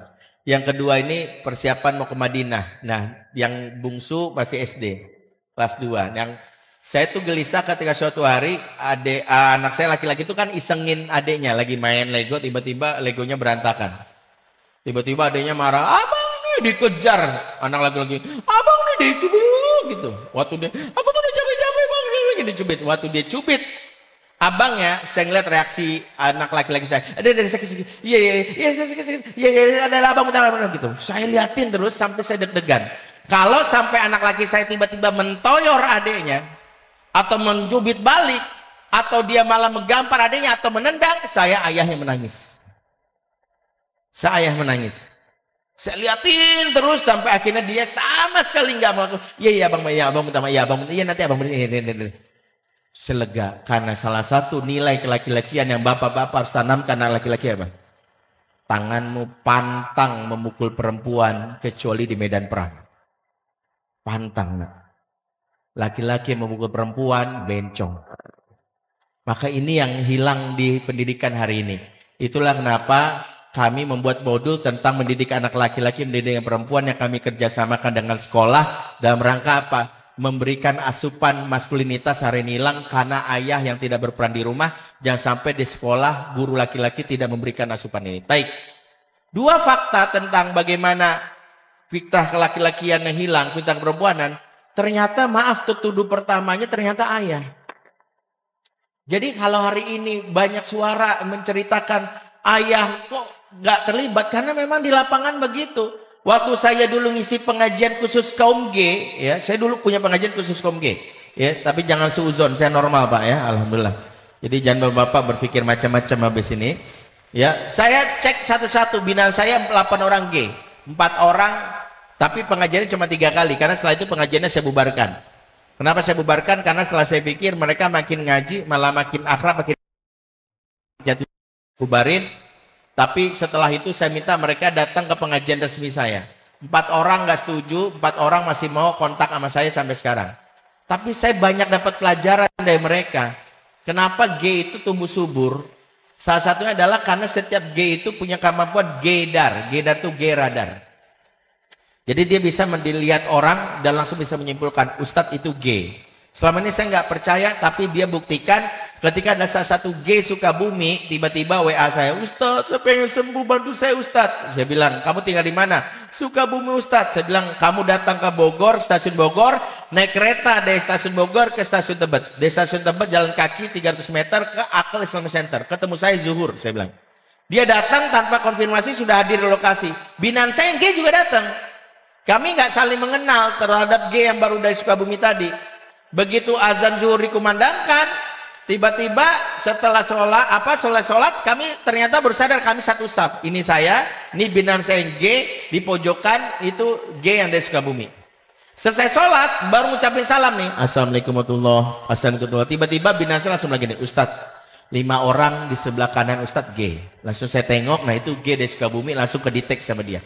Dia punya nama G-dar, G-radar. Dia kerjanya cuman office boy di perusahaan energi di Jakarta. Jadi dia salah satu job desk menarik, walaupun office boy, setiap HRD mendatangkan calon karyawan baru, dia suruh masuk, memberikan minuman, makanan. Kemudian wawancara, dia kemudian keluar sebentar, wawancara berakhir, dia dipanggil lagi sama bosnya. Dia tanya, tadi yang saya wawancarai G bukan? Dia tanya, dia dengan jujur bilang, itu G Pak, valid. Langsung HRD mencoret calon karyawan tadi. Bayangkan dia cuma office boy jadi konsultan HRD. Keren nggak? Apa belum orangnya saya bawa kemari ngecek Bapak di sini satu-satu? Hah? Siap Bu? Siap menerima? Hah? Bawa Bapak ya? Mau rahasia terjamin gitu ya? Mau sembuh sekarang atau nanti? Tapi bukan itu, saya dapat satu hal dan itulah yang membuat kenapa munculnya buku Father Man dan munculnya kenapa dakwah keayahan ini. Karena saya tanya kenapa mereka jadi G, silakan buktikan. 100% menjawab, saya nggak bilang ini riset karena cuma 8 yang saya tanyain dan saya jaga tanya beberapa G yang lain. 100% di G yang saya mencari kenapa dia kenapa jadi G? Karena nggak punya figur ayah di masa kecil. Jadi sosok ayah itu jika tidak hadir, dia mempengaruhi. Itulah kenapa saya baru memahami sejak 14 abad yang lalu Ibnu Qayyim sudah punya sebuah petuah dalam kitab Tuhfa al-Maudud dari kitab ini. Beliau menulis kitab ini buat para ayah sedunia, di mana di bab 16-nya kalimat beliau cukup menggugah adalah wa idza tabartal fasadu fil aulad ra'aita amatahu min kibalil aba. Jika ada amati kerusakan terjadi pada anak-anak, pada umumnya berasal dari sisi seorang ayah. Jadi anak bermasalah menurut Qayyim bukan ibunya, justru bapaknya. Karena bapaklah yang menjadi penentu arah perjalanan keluarga. Jadi bapak-bapak di sini inilah kenapa momen bapak-bapak untuk mengukur diri. Sudahkah menjalani peran sebagai seorang ayah dengan benar? Ya, dengan ayah yang benar, ayah yang dirindukan. Baik, ya mudah-mudahan semakin siang semakin panas, nggak menyesal hadir di sini. Yang sudah merasa menyesal dan sudah ngerasa nggak kuat silakan keluar sebentar, boleh. Nanti kita lanjutkan. Baik, next. Kayak saya butuh bantuan nih, ininya nggak bisa ya, kenapa? Oke, baru bisa. Ini fakta perempuan anak kita sudah ya. Oke. Pertanyaannya, mengapa sih harus ayah? Mungkin hal ini pernah menjadi pertanyaan. Emang kenapa harus ayah? Justru kalau ditanya dari sisi fakta nggak menggugah juga, mari kita jawab dari sisi dalil. Sebagian orang harus menanyakan dalilnya dulu. Emang ada dalilnya harus ayah? Banyak dalilnya dan saya kumpulkan. Yang pertama adalah karena dalam hadis Nabi penyimpangan anak pakai yang terjadi saat dia dewasa justru ayahnya lah yang disebutkan. Nabi menyatakan ma min mauludin illa yuladu ala fitrah, tidaklah bayi yang lahir kecuali lahir dalam keadaan fitrah. Fa abawahu yuhawidani aw nasrin aw yumajisani, tidaklah bayi lahir kecuali dalam keadaan fitrah. Fa abawahu, kata abawahu ini ada isi musanna dari kata abawani. Dalam bahasa Arab orang tua itu dua terminologi, walidani atau abawani. Dalam hal ini Dr. Fadil As-Samaroi menyebutkan ketika Nabi memakai istilah abawani, yaitu dengan nunnya hilang karena domirhu, orang belajar bahasa Arab pasti tahu, yaitu adalah Allah Rasul yang memberitahu tertuduh pertama adalah ayah, karena abawani kata abun. Karena kawalidani dikata walada yang maknanya melahirkan, dan walidani lebih dominan ibu. Sehingga Nabi tidak pakai kalimat fawalidahu, tapi Nabi pakai kalimat fa'abawahu. Karena kalau kalimat walid, walidaini itu selalu ibu. Seperti firman Allah surat Luqman ayat 14, wa wasainal insana biwalidayhi hamalatu ummuhu wahnan ala wahnin. Ketika sebutkan wa wasainal insana biwalidayhi, langsung ibunya. Makanya Nabi tidak pakai kalimat fa'awaladidahu, tapi fa'abahu. Sehingga anak yang rusak menjadi Yahudi, Nasrani atau Majusi, kalimat Rasul pakai terminologi abawahu, artinya ayahlah yang paling berperan. Ini yang pertama. Yang kedua, riwayat dalam Abu Daud tentang bahwa anak itu punya hak terhadap ayahnya. Kami kutip dari kitab Tarbiyatul Aulad fil Islam, ja'a rajulun amirul mu'minin Umar bin Khattab radhiyallahu anhu. Datang seorang laki-laki kepada Umar bin Khattab radhiyallahu anhu, yasku ilahi uku ibnahu, dia datang mengadukan kebandelan anaknya. Ya, wanabu ala uku qoli abi, dia. Maka Umar pun memarahi anak tersebut. Perhatikan bagaimana anak ini protes. Faqala alibnu, berkata anak tadi, ya amiral mu'minin kukun ala abihi. Wahai amiral mu'minin, adakah hak anak sama bapaknya? Dia nanya, ada nggak sih anak sama bapaknya? Kata Umar, bala, ada. Fama ya amiral mu'minin, apa saja hak anak sama bapaknya? Perhatikan buat para ayah, hak anak sama bapaknya kata Umar ada 3. An yantan kia umahu, kamu berhak mendapatkan ibu yang baik. Wa an yuksina ismahu, kamu berhak mendapatkan nama yang baik. Wa an yu'allimahul kitab, yakni Al-Quran, kamu berhak mendapatkan pengajaran kitab yang Al-Quran. Faqala alaibnu, anak ini pun protes, ya amiral mu'minin, innahu lam yaf'al syai'an min dzalik, sesungguhnya yang kau sebutkan tidak ditunaikan oleh ayahku. Amma umi fa innaha zanjatun kanat la majusi, ibu saya seorang negro dan agamanya majusi.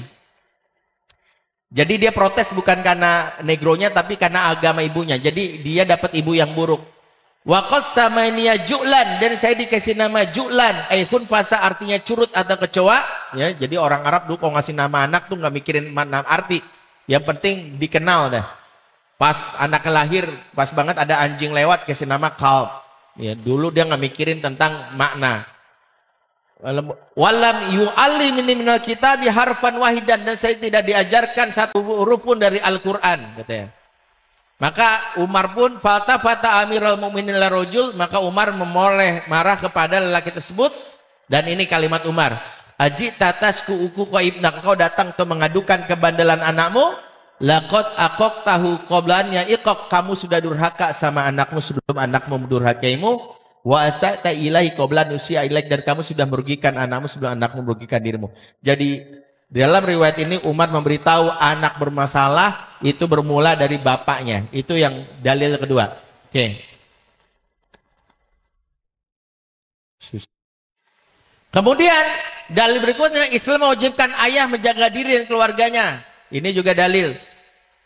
Ya alladzina amanu qu anfusakum wa ahlikum nar, ya orang beriman, jaga dirimu keluargamu dari api neraka. Kum di sini jamak lil mudzakkar lil mukhatab. Perhatikan yang belajar bahasa Arab, kum bahasa Arabnya adalah jamak lil mudzakkar. Kamu di sini buat laki-laki. Jadi yang menjaga di keluarga itu ayah, bukan ibu. Kalau ibu kunna, ya alladzina amanu qu anfusakunna wa ahlikum nar. Oke, lanjut. Nabi juga mengatakan dalam hadis, warajulu ra'in fi ahli wa huwa mas'ulun an ra'iyati. Kenapa susah? Oke. Dan seorang, ya, di sini Nabi katakan ya, seorang lelaki kepala bagi keluarganya. Oke, lanjut. Oke. Nah, kemudian Quran juga berbicara tentang ayah itu lebih banyak. 14 dialog ayah dan anak, 2 dialog ibu dan anak, 1 dialog ortu tanpa nama dan anaknya, ada dalam surah Al-Qasas ya. Ini kesimpulannya.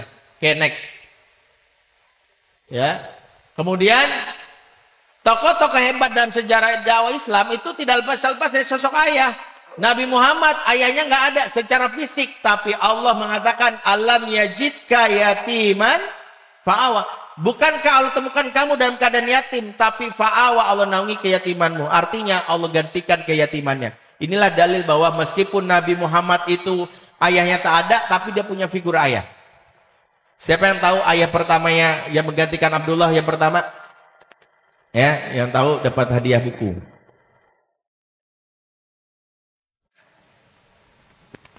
Abdul Muthalib, belum tepat.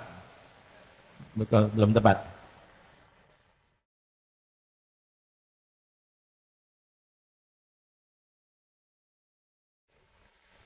Belum baca sejarah ya? Ada yang mau jawab? Yang tahu dapat ada buku. Buku Fatherman 1, Ayah yang Dirindukan. Siapa? Ayah yang pertama kali menggantikan peran Abdullah. Bapak belakang. Hah? Zaid itu anaknya yang dia jadi anak. Oke. Hah? Abu Jahal. Oh, Abu Jahal jauh lagi, Abu Jahal. Oke. Hah? Abdul Abbas, Abdul Abbas malah keponakan ya, beliau sepupunya Nabi. Pamannya siapa? Oke. Abu Thalib bukan. Oke. Oke, terakhir. Nanti kita main kuis-kuisan sampai zuhur ntar. Bukan. Oke. Yang catat supaya ingat, yang pertama kali menggantikan figur ayah itu namanya Al-Harith bin Abdul Uzza As-Sa'di, suami Halimatus Sa'diyah. Halimah, di antara hikmah Nabi disususkan oleh Halimah karena Nabi mendapatkan 2 kebutuhan di masa kecil menurut kitab Rahikul Maktub. Pertama, Nabi butuh bahasa Arab yang baik. Anak kecil kalau bahasa udah rusak, jiwanya rusak. Makanya di kota Mekah bahasa Arab tuh lagi rusak-rusaknya karena dia kota transit. Sehingga demi menjaga itu dia harus diasuh di sebuah kampung yang bahasanya fasih. Bukan kampung sih, dia komunitas. Karena Bani Sa'ad itu kaum yang nomaden bergerak, dia nggak punya kampung. Jadi kalau ada yang umroh di Taif dibilang, ini kampungnya Halimah, itu hoax. Halimah itu nggak punya kampung, dia bergerak karena dia bawa kemana-mana. Bahasa kita tuh kayak ransel sama satu kaum, dia mencari di mana ada rumput yang luas. Kemudian kambingnya disuruh mencari daun, makan daun sampai daunnya habis, bergerak lagi. Dia kaumnya nomaden. Nah, suaminya itulah yang disebut Al-Harith yang mengajarkan cara mengembala, bagaimana mencari lokasi dan sebagainya. Al-Harith lah yang menjadi figur ayah. Ya. Oke.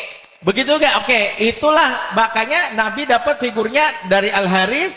Al-Harith mengembalikan Nabi umur 5 tahun setelah peristiwa pembelahan dada, langsung kakeknya wafat, langsung pamannya. Itulah bukti firman Allah surat Ad-Duha, alam yajidka yatiman fawa. Allah tahu kamu yatim, ini tapi Allah menaungi keyatiman kamu. Ini jawaban bagi anak yatim, bukan berarti nggak bisa jadi sosok yang baik selagi dia mendapatkan figur ayah, entah itu dari pamannya, entah itu dari kakeknya, bahkan dari guru TPA-nya atau guru yang lainnya. Wajibnya figur ayah hadir dalam kehidupan seorang anak. Begitu juga dengan Maryam, wanita terbaik, Miss Universe. Allah sebutkan dapat figur ayah dari mana? Pamannya Nabi Zakaria alaihissalam. Ya, itu yang harus kita pahami. Oke. Imam Syafi'i, dia sejak kecil, bapaknya Muhammad bin Idris Asy-Syafi'i, bapaknya Idris wafat, kakeknya wafat, pamannya nggak ada, ibunya hijrah dari kota Gaza ke kota Mekah. Ngapain? Karena dulu TK kutab namanya zaman dahulu, gurunya laki-laki semua. Jadi nggak dapat sekolah. Itulah pentingnya hari ini kenapa para ayah sadar kalau milih sekolah juga, para sekolah pun harus sadar kenapa guru laki-laki juga harus ada di usia SD dan usia TK khususnya. Karena itu yang dibutuhkan anak zaman now. Oke ya. Oke, next. Oke. Berikutnya dalil kenapa saya anak itu milik ayah. Anta wa maluka li abika. Ini juga jawaban bagi yang protes. Kenapa sih harus saya? Anak itu milik bapak. Ya. Makanya ud'uhum li abaihim, panggillah berdasarkan bapak. Dan inilah salah satu lemahnya pendidikan kita. Di antaranya kenapa apa-apa nih anak bunda siapa? Itu enggak boleh. Ayah yang harus. Oke, next. Karena waktunya. Oke ya, karena waktunya terbatas. Dan terakhir kitab Ibnu Qayyim, kedirian ayah berakibat rusaknya anak. Ini saya kutip dari kitab asli beliau, yaitu wa kamiman ashqa walada wa fizata kabidihi fi dunya wal akhirah bi ikmalihi wa tarki ta'dibihi. Apa tuh? Wa yanatahu lahu ala syahwatihi wa yazumu annahu yukrimahu wa qad ahana wa annahu yarhamu wa qad zalamah wa haramahu fafatahu intifaihi wa biwaladihi wa fata alaihi haqqan azan fi dunya wal akhirah wa idza tabartal fasadu fil aulad ra'aita amata min kibalil aba. Intinya beliau menceritakan anak yang rusak itu, kata beliau, disebabkan karena ketidakhadiran ayah. Oke ya. Nah, ini ada penerjemahannya. Ya, saya selang baca ya. Oke, sekarang itulah kenapa ayah harus hadir. Jadi ini sebagai sebuah pengingat bagi para ayah. Nah, ayah yang bagaimana yang diharapkan? Next. Yaitu ayah yang sadar tentang diantara peran ayah. Next, lanjut aja ya. Nah ini ayah yang hadir tuh. Nah, ayah yang hari ini muncul harus sadar. Kenapa munculnya anak-anak bermasalah? The main problem of parenting today is disconnection. Kalau bicara tentang masalah hari ini, kenapa sih anak-anak susah diatur? Kenapa anak-anak itu lebih milih idolain K-pop? Kenapa anak-anak itu nggak mau denger omongan saya? Jawabannya disconnection. Jadi saya melakukan riset mengapa anak-anak sekarang bermasalah. Jawabannya bukan karena pengaruh teman. Teman itu impact dari orang tua yang disconnection. Kenapa sih anak perempuan saya itu jatuh cinta? Ustadz, anak saya pacaran mulu yang ceweknya. Dia gampang banget terima cowok yang nembak dia. Belum apa-apa ganti pacar, belum apa ganti pacar. Saya itu kadang ngeri. Jawabannya karena bapak tidak melakukan koneksi, disconnection. Anak nggak punya koneksi, maka dia mencari new connection. Itulah kenapa pentingnya ayah didulukan. Dan Quran memakai terminologi ayah itu pakai kalimat abati. Saya kalau bahas ini bakal panjang, tapi singkatnya gini. Itulah melatar belakang ini lahir bukunya Fatherman ini. Ya, bukunya silakan ada di luar mau dibaca. Ingat, saya bawa buku bukan untuk dibeli, yang penting dibaca. Di buku saya udah setahun nggak dibaca, nyesek di saya. Maka saya bilang, silakan buku saya di screenshot, di fotokopi, ya asal dibaca. Ya, karena ada orang yang beli buku nggak dibaca. Sampai saya bilang, ibu, khusus ibu nanti saya bikin buku edisi sampulnya doang. Ya, nanti judulnya doang, belakangnya kertas HVS. Nah, ibu beli kayak gitu tuh. Karena saya bikin bawa buku itu tujuannya dibaca. Jadi kalau ada yang pengen beli buku saya, pasti dibaca. Kalau nggak mau baca nggak usah beli. Saya jujur, saya tegas sama masalah ini. Mendingan nggak usah beli. Mendingan fotokopi aja kalau mau, atau screenshot isinya. Nah, problemnya adalah Quran itu memakai kalimat yang disebut abati. Dalam bahasa Arab, dan ini tulis oleh Sarah binti Halil Dakhililah, Quran kalau bicara tentang ayah itu pakai abati, karena abati tingkatan tertinggi dalam panggilan seorang ayah yang maknanya mewakili kerinduan anak terhadap ayah. Jadi anak yang merindukan ayahnya disebut abati. Dan itu kerinduan yang luar biasa, karena abati itu sebenarnya ayah yang kehadiran secara fisiknya itu jarang. Maka bahasa abati itu bahasa mewujudkan ayah itu sebenarnya jarang pulang. Jadi abati itu sosok ayah yang jarang pulang sebenarnya. Karena ayah-ayah dalam Quran itu super sibuk. Mereka adalah para nabi yang berjuang dan jarang pulang. Begitu di rumah dipanggil abati menunjukkan anak kangen. Kangennya anak itulah yang membuat anak papa. Itulah hebatnya anak ketika berbicara ayahnya dengan panggilan abati. Tandanya kangennya udah kangen maksimal. Ya. Dan itulah membuat kenapa bapak-bapak kalau misalnya pulang, reaksi anak-anak yang khususnya usia dini itu kadang-kadang heboh. Dan itu normal, wajib. Makanya kalau bapak tiba-tiba baru mau nyampe motornya, gitu, nyampe garasi, tiba-tiba anak bilang, papa, gitu, itu tanda benar. Papa pulang, itu benar. Bahkan kalau bapak di rumah nggak bisa kerja, pak, itu normal. Jadi bapak digangguin, ditumpangin, ditindihin, itu normal. Karena tanda anak punya ikatan batin sama bapaknya. Yang repot justru kebalikannya. Kalau bapak pulang, baru bunyi motor, anak tepuk jidat. Ya, papa pulang lagi gitu. Kenapa sih harus pulang gitu ya? Sampai bilang, mama kenapa sih mau nikah sama papa? Itu bahaya banget. Kenapa nggak nikah sama Prabowo aja mah yang gitu. Jadi ibu negara kan gitu ya. Lumayan ya, dapat 20 juta lahan hektar gitu. Jadi kan oke. Jadi poinnya di situ. Next. Sehingga salah satu tugas ayah hari ini kalau ditanya bagaimana untuk bisa mendidik anak-anak hari ini? It's time to reconnect. Baru saya lihat jadwal jam 11:30. Maka jawabannya harus reconnect. Reconnect itu apa? Pondasi pertama mengecek hubungan saya sama anak saya itu dekat atau tidak. Ini di luar pembahasan ya. Kami punya modul namanya membayar utang dan membasuh luka pengasuhan. Jadi modul ini hasil pengkajian kami tentang problem orang tua bermasalah itu terlihat dari beberapa indikator hubungan. Ada 20 indikator yang kami sebut namanya intimacy meter. Intimacy meter itu derajat keakraban. Kalau saya sebutin bisa sampai maghrib ya. Tapi satu-satu aja. Poin pertama, orang tua bapak yang punya hubungan yang dekat sama anaknya. Satu, anak mau diajak naik kendaraan bersama.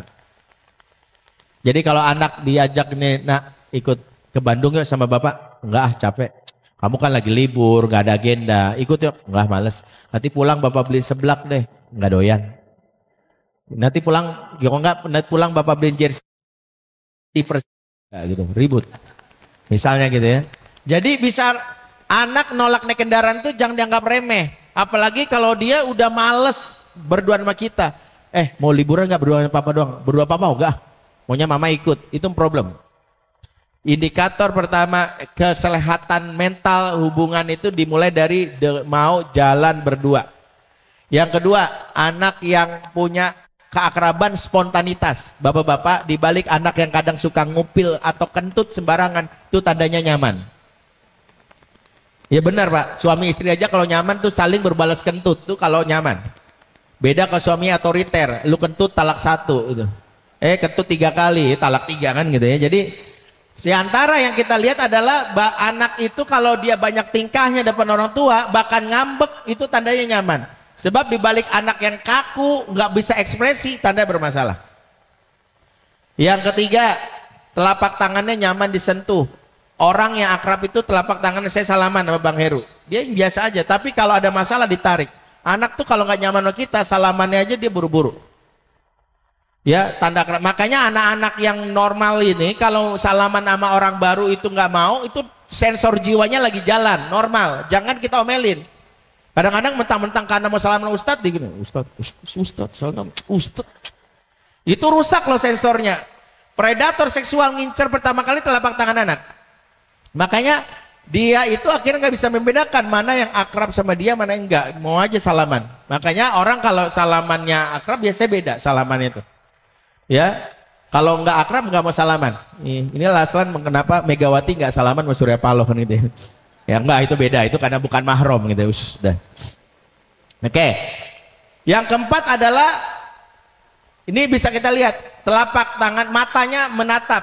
Eye contact. Maka di balik anak yang menghindar dari eye contact itu ada problem. Jadi kalau anak memandang wajah kita mau beradu mata, ayo nih adu mata, itu tandanya nyaman. Tapi kalau anak menghindar, iya gitu. Ya. Yang kelima itu anak yang punya inisiatif bicara. Jadi kalau ada anak yang kalau papa, tadi kan aku di kelas gini, papa, itu tandanya nyaman. Anak yang nunggu ditanya, tandanya dia nggak nyaman. Itu problem. Makanya kalau kita punya problem itu, mari kita lakukan reconnect. Kenapa reconnect? Karena itu tadi, the main problem parenting today is disconnection. Okay. Agar hati anak muda terikat, maka para ayah itu harus melakukan 2 hal. Dan koneksi kepada pemilik hati, koneksi dari hati ke hati. Ya, ini. Nggak bisa jadi bapak yang dirindukan kalau kita nggak punya hubungan dengan pemilik hati. Makanya ini yang pertama, para ayah jangan meremehkan kontak spiritual dengan Allah. Next. Sorry. Di mana tadi itu? Balik. Perbaiki hubungan dengan Allah. Itulah kenapa kalimat yang Allah sebutkan ketika berbicara tentang komunikasi itu, Allah mengatakan kepada Nabi, Inna sanulqi alaika qaulan tsaqila. Qaulan tsaqila makna harfiahnya perkataan yang berat, tapi sebagian ulama mengartikan qaulan tsaqila perkataan yang berbobot, yang berbekas, yang mengejelep ke hati. Nabi itu punya kalimat yang kalau ngomong mengejelep ke hati dan membuat hati orang tunduk kepadanya. Di antaranya Nabi punya 2 amalan utama, yaitu adalah qumil laila illa qalila waratil qur'ana tartila. Nabi punya kebiasaan sholat malam dan tilawah Quran. Ayah-ayah yang pengen omongannya ngejelek ke hati anak, ibadah wajibnya adalah sholat malam dan tilawah Quran. Karena ayah-ayah zaman now, termasuk ibu-ibu zaman now, rajin ikut seminar parenting, duduk paling depan, buku-buku dibaca, e-booknya di-download, tapi sholat malam males, tilawah Quran gak pernah ambiar. Itu yang membuat hati manusia itu gak bisa kita ikat kecuali Allah. Wa allafa baina qulubihim la anfaqta ma fil ardi jami'a ma alafta baina qulubihim walakin Allah alafa bainahum. Allah mengikat hati. Ini kata kunci memahami kenapa di antara tugas kita membangun ikatan hati. Next. Ya. Kemudian menjalin koneksi dari hati ke hati. Ini penjelasannya ada 3. Tapi waktu kita terbatas, cukup sampai di sini. Pertama, totalitas di usia dini. Tugas ayah di usia dini adalah mampu membuat anak punya memori yang indah akan ayah. Yang disebut namanya memorable moment. Nabi itu punya interaksi yang jarang dengan anak-anak di masa kecil, tapi anak-anak itu selalu menceritakan tentang pengalaman di masa kecil dengan Nabi. Saya kasih contoh 2 hadis, yaitu hadis tentang bagaimana Nabi suatu saat memanggil Hasan bin Ali, ya, wa yakhudul Hasan bin Ali wa yaqudu fi fakhidhihi. Nabi memanggil Hasan bin Ali dan memangkunya di pahanya. Wa yaqudul Hasan bin Ali fi fakhizil ukhra, dan memangku Hasan bin Ali di paha kirinya. Tsumma yadumuhuma, kemudian memeluk mereka. Berkata Nabi, Allahumma rahamhuma fa inni arhamuma. Ya Allah, sayangilah kedua anak ini, sesungguhnya aku sangat sayang dengan anak ini. Hadis ini disampaikan oleh Usama bin Zaid, saat itu dia berumur 5 tahun. Jadi Hasan bin Usama punya kenangan waktu kecilnya dipangku oleh Nabi. Dalam riwayat lain, dan sahabat Mahmud bin Robi punya kenangan pada saat majjatan majjaha fi wajhi wa anna ibnu khamsi min dalwin wa anna ibnu khamsi sinin. Suatu hari Nabi mencipratkan air dari sebuah ember yang mengenai wajahku dan aku tertawa karenanya. Saat itu umurku 5 tahun. Mahmud bin Robi ingat masa kecilnya. Maka bapak kalau bersama dengan anak, pastikan di usia dininya anak-anak merasakan pengalaman yang menyenangkan. Di antaranya adalah jadi ayah yang benar-benar mampu membuat hal yang berkesan. Yang kedua, manfaatkan golden moment. Ada 4 waktu yang ayah nggak boleh absen. Dan ini guru-guru harus ingetin, karena ini berkaitan dengan sekolah. 1, ya ada yang dengan sekolah, ada yang dengan orang tua di rumah. 1, hadirlah saat anak sedang sedih. Ada di buku Fadilmen 1. Kalau anak sedang sedih nggak boleh kasih gadget, karena momen justru anak lebih banyak nanti memorinya ke gadget. Makanya Nabi waktu ada seorang anak kehilangan burung pipit, Nabi bela-belain datang, namanya anaknya Abu Umair. Yang kedua, hadirlah saat anak sedang sakit. Kalau anak sedang sakit, bela-belain hadir. The first person, Nabi mendatangi seorang anak Yahudi, pembantunya, orang pertama yang datang. Makanya kalau anak sakit, jangan kita justru malas mendampinginya, itu membuat anak merasa tidak perhatikan. Gimana Ustadz kalau saya sibuk banget, benar-benar saya di luar kota nggak bisa pulang, rewel menelpon setiap saat ke telepon perawat si anak. Kalau itu ada ibu atau istri kita telepon berkali-kali sampai anak tahu bahwa bapaknya walaupun nggak pernah hadir tapi nelpon peduli sama dia. Yang ketiga, hadirlah saat anak unjuk prestasi, anak dikasih piala, dapat penghargaan, ngambil rapot, bapaknya nggak hadir, drop, jatuh mentalnya dia. Maka itu momen yang bapak ibu guru harus selalu komunikasikan. Papa hadir ya, tanggal sekian ada pengambilan rapot khusus para ayah hadir. Kalau enggak, anak-anak yang dapat penghargaan, dia juara ini juara itu, tidak mendapatkan penghargaan, jiwanya hancur. Yang keempat, hadirlah saat anak unjuk aksi. Dia mentas, baca puisi, dia sedang perform gitu ya, baca haflah Quran, murojaah Quran, semua orang tepuk tangan, ye, tapi bapak ibunya atau bapaknya yang hadir, drop. Maka Nabi disebutkan sebuah riwayat melewati sebuah Bani Aslam, sekelompok Bani Aslam. Rasulullah SAW ala nafar, Rasulullah melewati kelompok kaum, yaitu adalah dari Bani Aslam. Kemudian Rasulullah duduk di samping Bani Aslam yang sedang lomba memanah. Kemudian Rasulullah memotivasi mereka lagi lomba memanah. Apa kata Nabi? Irmu naromian. Jadi Nabi itu punya kesadaran kalau orang lagi mentas, lagi lomba, lagi aksi, wajib ditonton demi memberikan motivasi. Makanya bapak-bapak kalau anak lagi mentas, walaupun mentasnya apalagi anak TK, bapak-bapak kadang-kadang merasa menyesal. Ya, katanya anak TK mentas mau nari 2 bulan, begitu nari gerakan tari sama musiknya nggak nyambung. Terus bapak-bapak nyesel. Toh gitu mah gue tadi di rumah aja. Enggak. Itu momen yang anak akan berkesan. Papa hadir loh, walaupun aku nyarinya nggak bener. Karena itu momen yang akan dihargai. Tapi berikutnya bangun pride, terutama kalau anak sudah remaja, yang nyawanya remaja itu pride. Salah satu bangun pride, bapak-bapak jangan lupakan kalau punya anak remaja sering-sering ditepuk bahunya. Bahu bagi anak laki-laki itu harga dirinya. Ya, harga diri laki-laki ada di bahu. Makanya bapak yang gak menepuk bahunya, anak laki-laki ini tumbuh jadi akan tumbuh cari laki dewasa lain yang akan menepuk bahunya meskipun kepala preman. Dan itu anak-anak butuh itu. Ingat, bahu bagi anak laki-laki itu udah kayak NKRI, harga mati. Ya, makanya saya ingat waktu saya sama Ayah Irwan, guru saya bersama kita menangani kasus di Jogja. Saya ingat banget ada seorang anak laki-laki ketangkep gara-gara ngedar narkoba. Setelah selidiki dia anak orang kaya. Kemudian pas tes urin dia negatif. Kita melakukan penyelidikan, kita heran. Umumnya orang jadi pengedar narkoba motifnya 2, satu miskin, ternyata dia kaya, dapat uang bulanan oleh bapaknya 10 juta per bulan.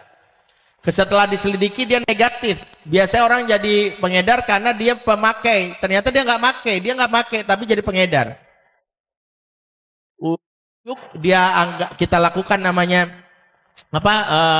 justice kolaborator, dia mau menjebak si bandar. Singkatnya dipasang alat penyadap, dipasang CCTV di sebuah lobi mall di daerah Jogja, dia menunggu si bandar. Kita lihat di CCTV, ini kisah nyata. Ternyata tak lama datanglah seorang bapak tua pakai topi pet, nggak tua banget sih, umur 40 tahunan, dia datang melakukan sesuatu yang nggak pernah lakukan oleh bapaknya. Apa itu tadi? Dia datang langsung menepuk bahu anak laki-laki. Maafin om ya boy, om telat. Makasih ya sudah sabar nunggu, good boy. Kita tuh tercengang yang lari CCTV ini, orang tahu banget bahwa anak laki-laki itu butuh ditepuk bahunya. Yang kedua, pada saat dia duduk, dia bertanya sesuatu yang nggak pernah ditanya bapak. Jujur, bapak kalau ketemu anak, apalagi jarang ketemu, pertanyaannya apa? Udah makan belum? PR udah belum? Hafalan kamu berapa juz? Itu khas bapak-bapak. Ya, sampai bapaknya nelpon, dia tahu ini pertanyaan template. Ya, makanya jawabannya template. Kalau bapaknya nelpon, udah 10 juz, waalaikumsalam, tutup. Ya, itu biasanya tuh bapak. Ya, kalau ibu-ibu nanya kadang lebih sadis ya, Tupperware mama mana? Ya warna ungu, hilang lagi, awas tuh itu. Tuh mama tuh nanya Tupperware. Sampai anak-anak ada yang berdoa, ya Allah kenapa aku nggak dilahirkan jadi Tupperware ya, dilindungi dan dilindungi oleh mama gitu ya. Jadi si bandar ini enggak, dia melakukan apa? Dia nanya gini, are you happy? Bagaimana kucing piaraan kamu? Dia nanya kucing piaraan. Dia nggak nanya, kamu bahagia nggak? Ternyata dari Nabi di kita belajar, anak-anakku paling senang kalau hobinya ditanya. Kita tuh takjub kok bisa. Akhirnya digerebek ke si bandar ini. Si bandar ini akhirnya kita bawa ke polsek terdekat. Yang bikin nyesek, Ayah Irwan jadi saksinya saat itu. Ya, guru saya ini dia bilang apa? Bandar ini pemegang sertifikat pelatihan keayahan 6 buah dari Eropa. Jadi kita baru tahu pas kita keliling Eropa waktu itu di beberapa negara predator seksual dan pengedar narkoba sebelum menjalankan misinya mereka ikut workshop parenting 3 hari. Jadi parenting itu ilmu yang bisa dipakai oleh orang untuk menjerat anak kita hari ini.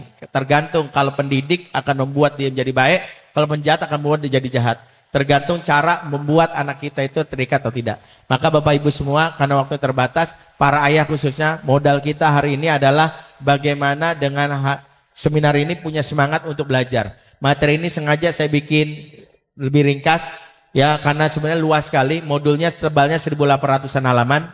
Ya, saya punya modulnya judulnya Al-Mawsu'ah Al-Ubuwah Al-Umah Islamiyah, ensiklopedi menjadi ayah dan ibu dari sudut pandang Islam. Nah, itu panjang sekali. Saya ringkas ini dalam waktu yang sedemikian padatnya.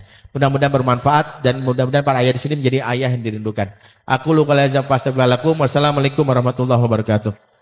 Waalaikumsalam warahmatullahi wabarakatuh. Beri aplaus sekali lagi untuk Ustadz Wendri.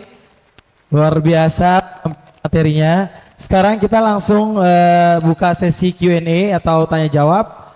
kita buka 3 penanya terlebih dahulu di sesi 1. 1, 2 sebelah kanan. Oke, 3 yang Bapak ibu yang ya oke. Silakan tolong bantuan panitia. Sebutkan ayah atau bunda dari dengan siapa? Yang kiri tadi situ. Ya. Tadi Bapak yang putih ya? Yang hitam ini ya? Ya. Sebutkan nama dan ayah atau bunda dari siapa siswa di Binaher. Tes. Assalamualaikum warahmatullahi wabarakatuh, Ustadz. Saya ayahanda dari Adinda di Adinda di SMP ya. Saya ada ayahanda dari grade 4 Ryan. Ustadz, saya mau nanya Ustadz. Saat ini kan kalau tadi Ustadz bilang tuh bagaimana kita membangun kesan ya Ustadz ya. Kesan terhadap anak, artinya kita seorang ayah harus bisa menjadi role model ya Ustadz ya. Nah, kalau kita bicara masalah kesan artinya membangun suatu kebiasaan yang positif gitu Ustadz ya. Nah, tidak kita bisa pungkiri bahwa ya ayah nggak selamanya selalu positif. Kadang katakanlah bagaimana kita menyikapinya ketika sikap negatif kita itu tiba-tiba ditiru oleh anak gitu loh. Sesimpel gini, katakanlah ketika kami marah gitu loh, ayah marah kadang kita kadang suka meluapkan emosi yang marah juga gitu loh. Dan ternyata itu ditiru juga sama anak kepada adiknya gitu. Nah, bagaimana bisa apa ya minimalisir hal itu Ustaz? Baik Mas. Langsung jawab ya. Baik, jazakallah khair ya. Memang salah satu pondasi menjadi ayah itu saya tulis di pengantar awal buku yang kami tulis ya. Anak itu nggak butuh ayah yang sempurna. Anak butuh ayah yang meningkatkan kualitas dirinya. Jadi justru ayah di depan anak melatih anak untuk tidak jujur terhadap kesalahan. Itu risetnya. Makanya ayah yang melakukan kesalahan dan dilihat oleh anak cukup melakukan 1, minta maaf, 2, usaha perbaikan. Ayah tadi salah nak, ayah nggak bisa ngatur diri. Dan itu pernah saya lakukan. Saya sendiri ketika tiba-tiba misalnya bentak anak, dan saya pernah mengalami itu karena capek lelah tiba-tiba diam. Di situ saya nyesal, langsung saya bilang, Abi capek, kurang tidur, dan Abi lapar. Jadi anak-anak tuh sekarang tahu polanya.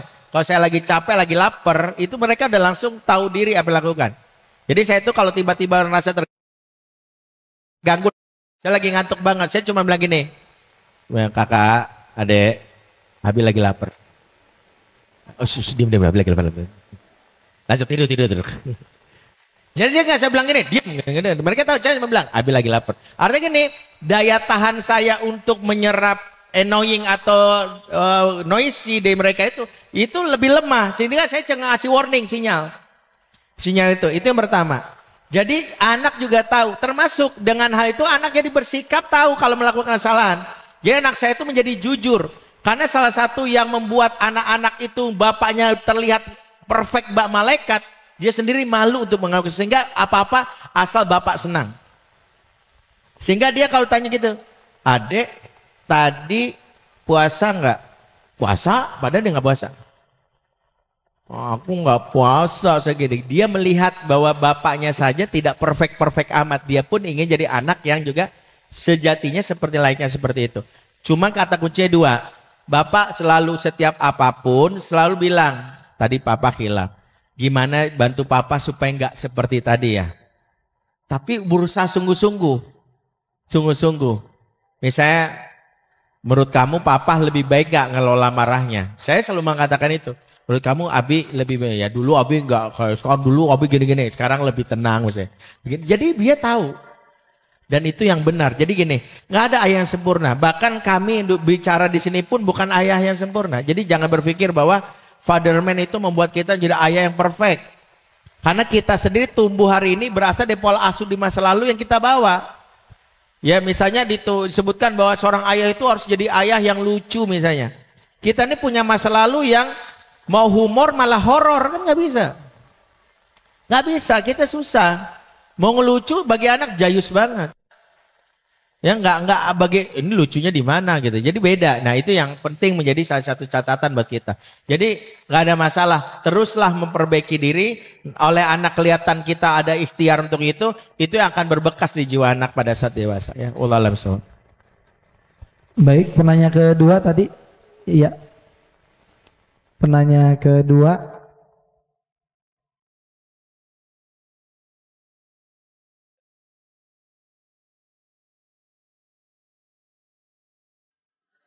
Ya, singkat mungkin. Assalamualaikum warahmatullahi wabarakatuh. Waalaikumsalam. Ada beberapa pertanyaan Pak. Makasih kesempatannya Pak. Pertanyaan pertama, Pak Benri masih kenal saya gak Pak?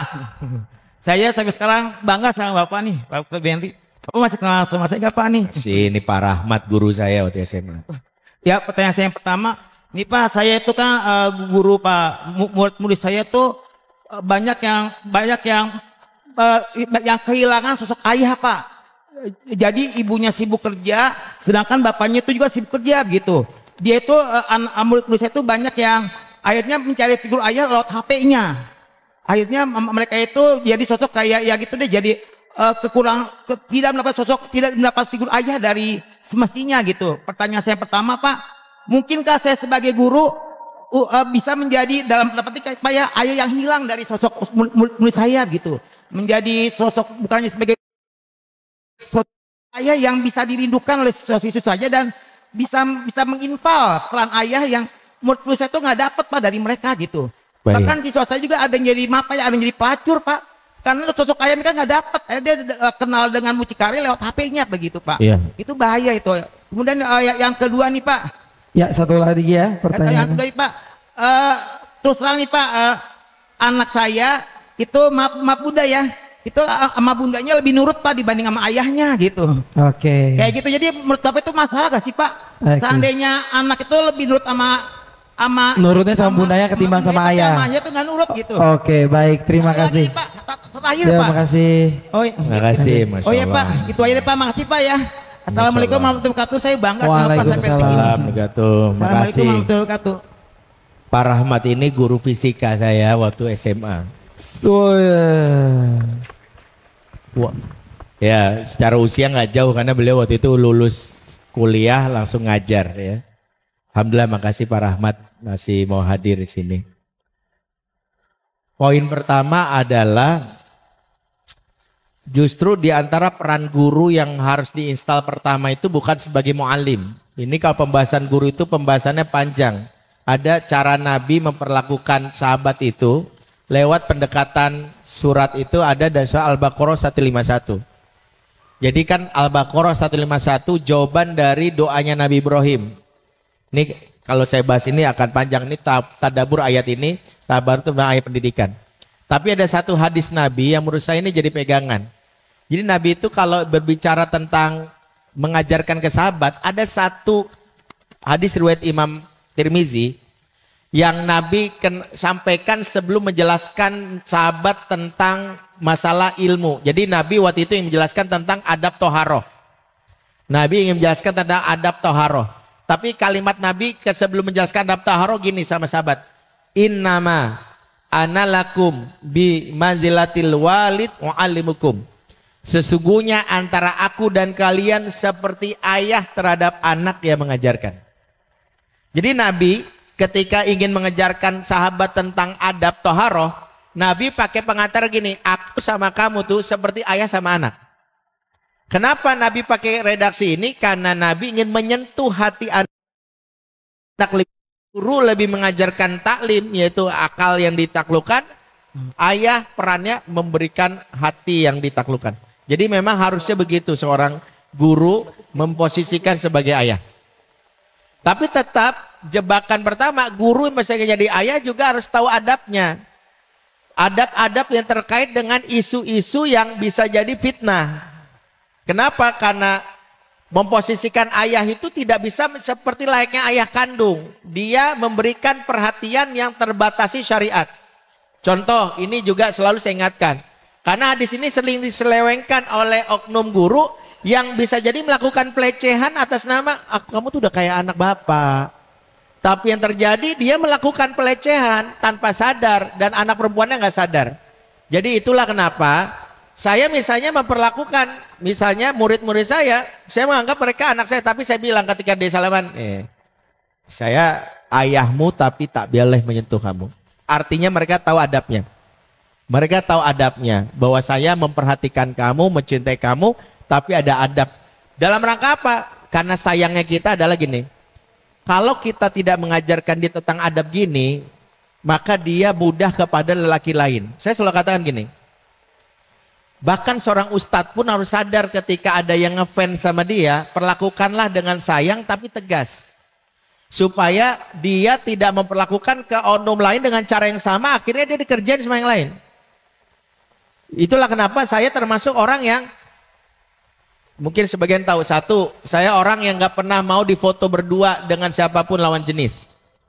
Kalau sama jenis bapak-bapak oke. Saya Ustadz boleh nggak? Oh enggak. Saya hargai istri saya dan ibu punya suami, hargai. Tolong kita menjaga adab masing-masing. Bahkan anak SMA juga gitu. Ustadz saya ngefans sama Ustadz boleh nggak? Kamu SMA, walaupun kamu jauh dari saya, tapi tetap kamu balik.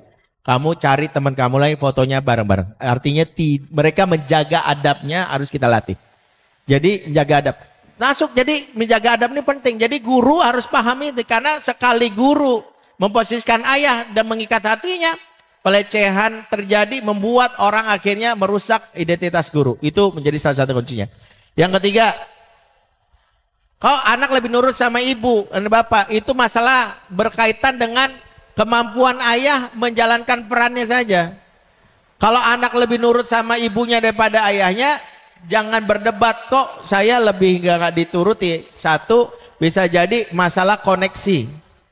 Koneksi ini terjadi karena dua hal. Satu, interaksi yang jarang, atau kedua, interaksi yang menyebalkan.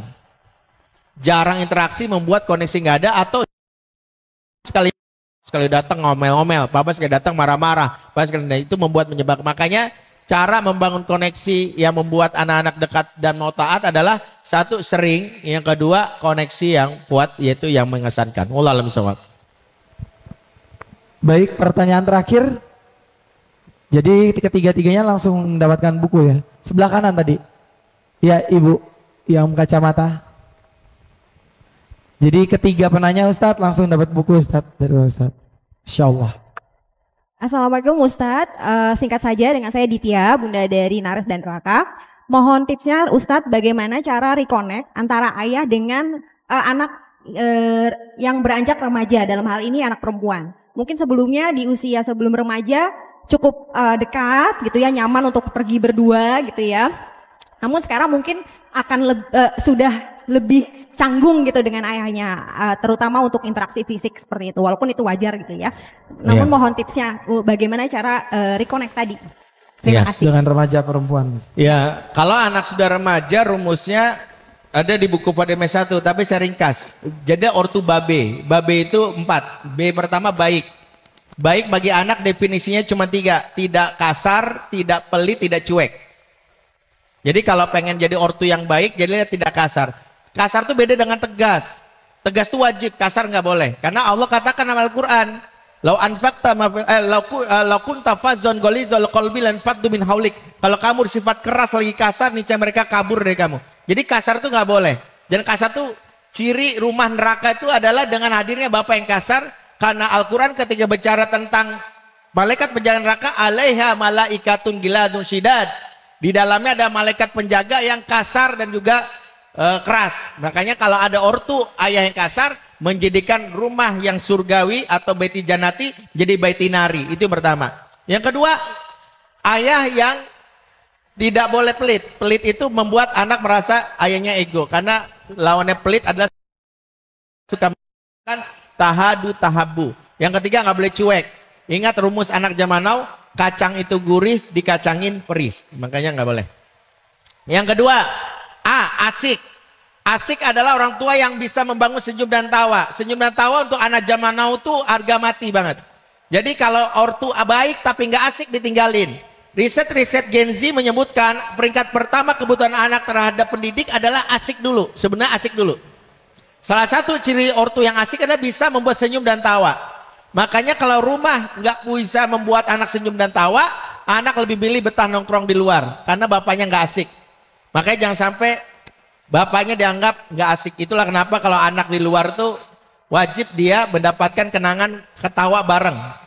Sehingga diantara salah satu prinsip membangun ketawa itu, obrolan yang dibangun itu kata para ulama, al-kalamu ghairu muhim huwal muhim. Bicara yang tidak penting itu penting. Jadi kalau ngomong sama anak tuh jangan yang terlalu serius terus. Jangan setiap ngobrol sama anak, nah menurut kamu inflasi ekonomi berapa persen di negeri ini? Bagaimana pandanganmu tentang konflik Yahudi dengan Palestina itu dari sudut pandang ilmu teologi? Itu panjang banget. Tuh anak muntah-muntah, mual-mual. Kalau sama anak tuh yang ringan-ringan aja. Tadi bapak makan mie ayam enak banget loh. Tadi tuh kemarin tuh ada kucing ya warna bulu hitam banget, terus sebagai ketabrak mati. Hal sederhana kayak gitu. Jadi anak tuh suka gitu. Yang ketiga, jadilah orang tua B, bernilai. Bernilai itu bergizi. Artinya gini, ketawa doang tapi nggak punya value, anak nggak suka. Ya, karena ortu yang cuman asik tanpa gizi itu ortu ciki. Jadi asik tanpa gizi. Jadi dia harus punya value, tetap isinya berbobot. Jadi bapak-bapak tetap lucu-lucu tapi kalau gini bapak nggak setuju. Bapak nggak setuju. Misalnya anak saya tuh ketawa mulu sama saya, tapi kalau urusan milih produk makanan, Bi, ini afiliasi Israel nggak? Iya, jangan. Saya kalau ngajak makan, anak-anak apa ya tapi bilang, kalau sama Abi ingat nggak ada satupun makanan sisa. Nggak boleh ada mubazir. Jadi silakan mau yang buffet makan banyak dia ngatur dirinya. Karena rumusnya cuma 2. Kalau ada makanan sisa wajib bawa pulang atau bagi ke orang. Kalau ada sisa kita dosa bersama. Itu jadi dia tahu value. Yang terakhir empati. Jadi orang tua empati itu rumusnya connection before correction. Jadi jangan anak pulang langsung banting tas langsung tas mahal papa baru beli dari Turki itu mainangan aja kamu. Itu dia merasa dirinya nggak dihargai. Tapi apa yang lakukan? Ketika banting tas itu kita bilang, oh kamu kayak kesel banget ya. Koneksi dulu, empati dulu. Itu yang harus dibangun kepada anak-anak kita. Allah alam sabar. Ya, mungkin break sebentar ya. Azan.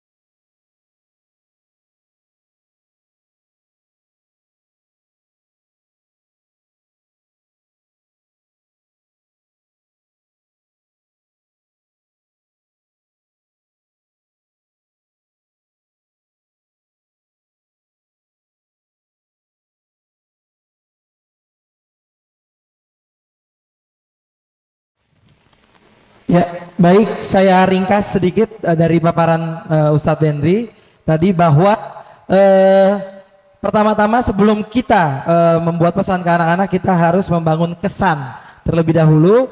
Kemudian ini yang menarik, tadi saya langsung notes bahwa anak itu sebenarnya milik bapak gitu ya. Tadi bahkan di Al-Quran juga lebih banyak ayat-ayat mengatakan komunikasi antara ayah ke anak ketimbang ibu ke anak. Kemudian 4 momen yang ayah harus hadir, ini adalah hadirnya pada saat anak sedang sedih, anak sedang sakit, anak sedang unjuk prestasi, dan juga anak sedang unjuk. Yang mempunyai anak remaja laki-laki sering-seringlah menembuk bahunya, karena di situ pride seorang remaja laki-laki begitu ya. Terus seorang ayah juga sebaiknya memberi contoh dengan menjaga adab dan lain sebagainya, tidak berfoto dengan lawan jenis berdua saja gitu ya. Kemudian cara membangun koneksi itu harus sering-sering dengan berkomunikasi, dan yang pasti juga supaya menjadi ayah yang dirindukan, tadi ada tidak kasar, tidak pelit, atau tidak cuek terhadap anak. Kurang lebih begitu ya Ustadz ya. Terima kasih.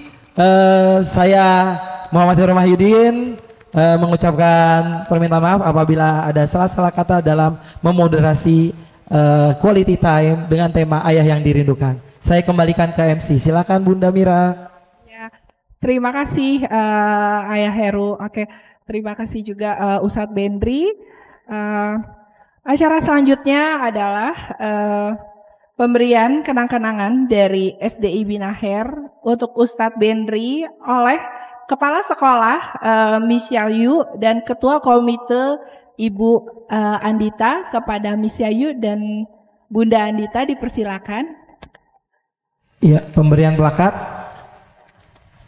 Sebelumnya boleh tepuk tangan sekali lagi kita terhadap Ustadz Bendri, luar biasa atas kesempatannya hari ini.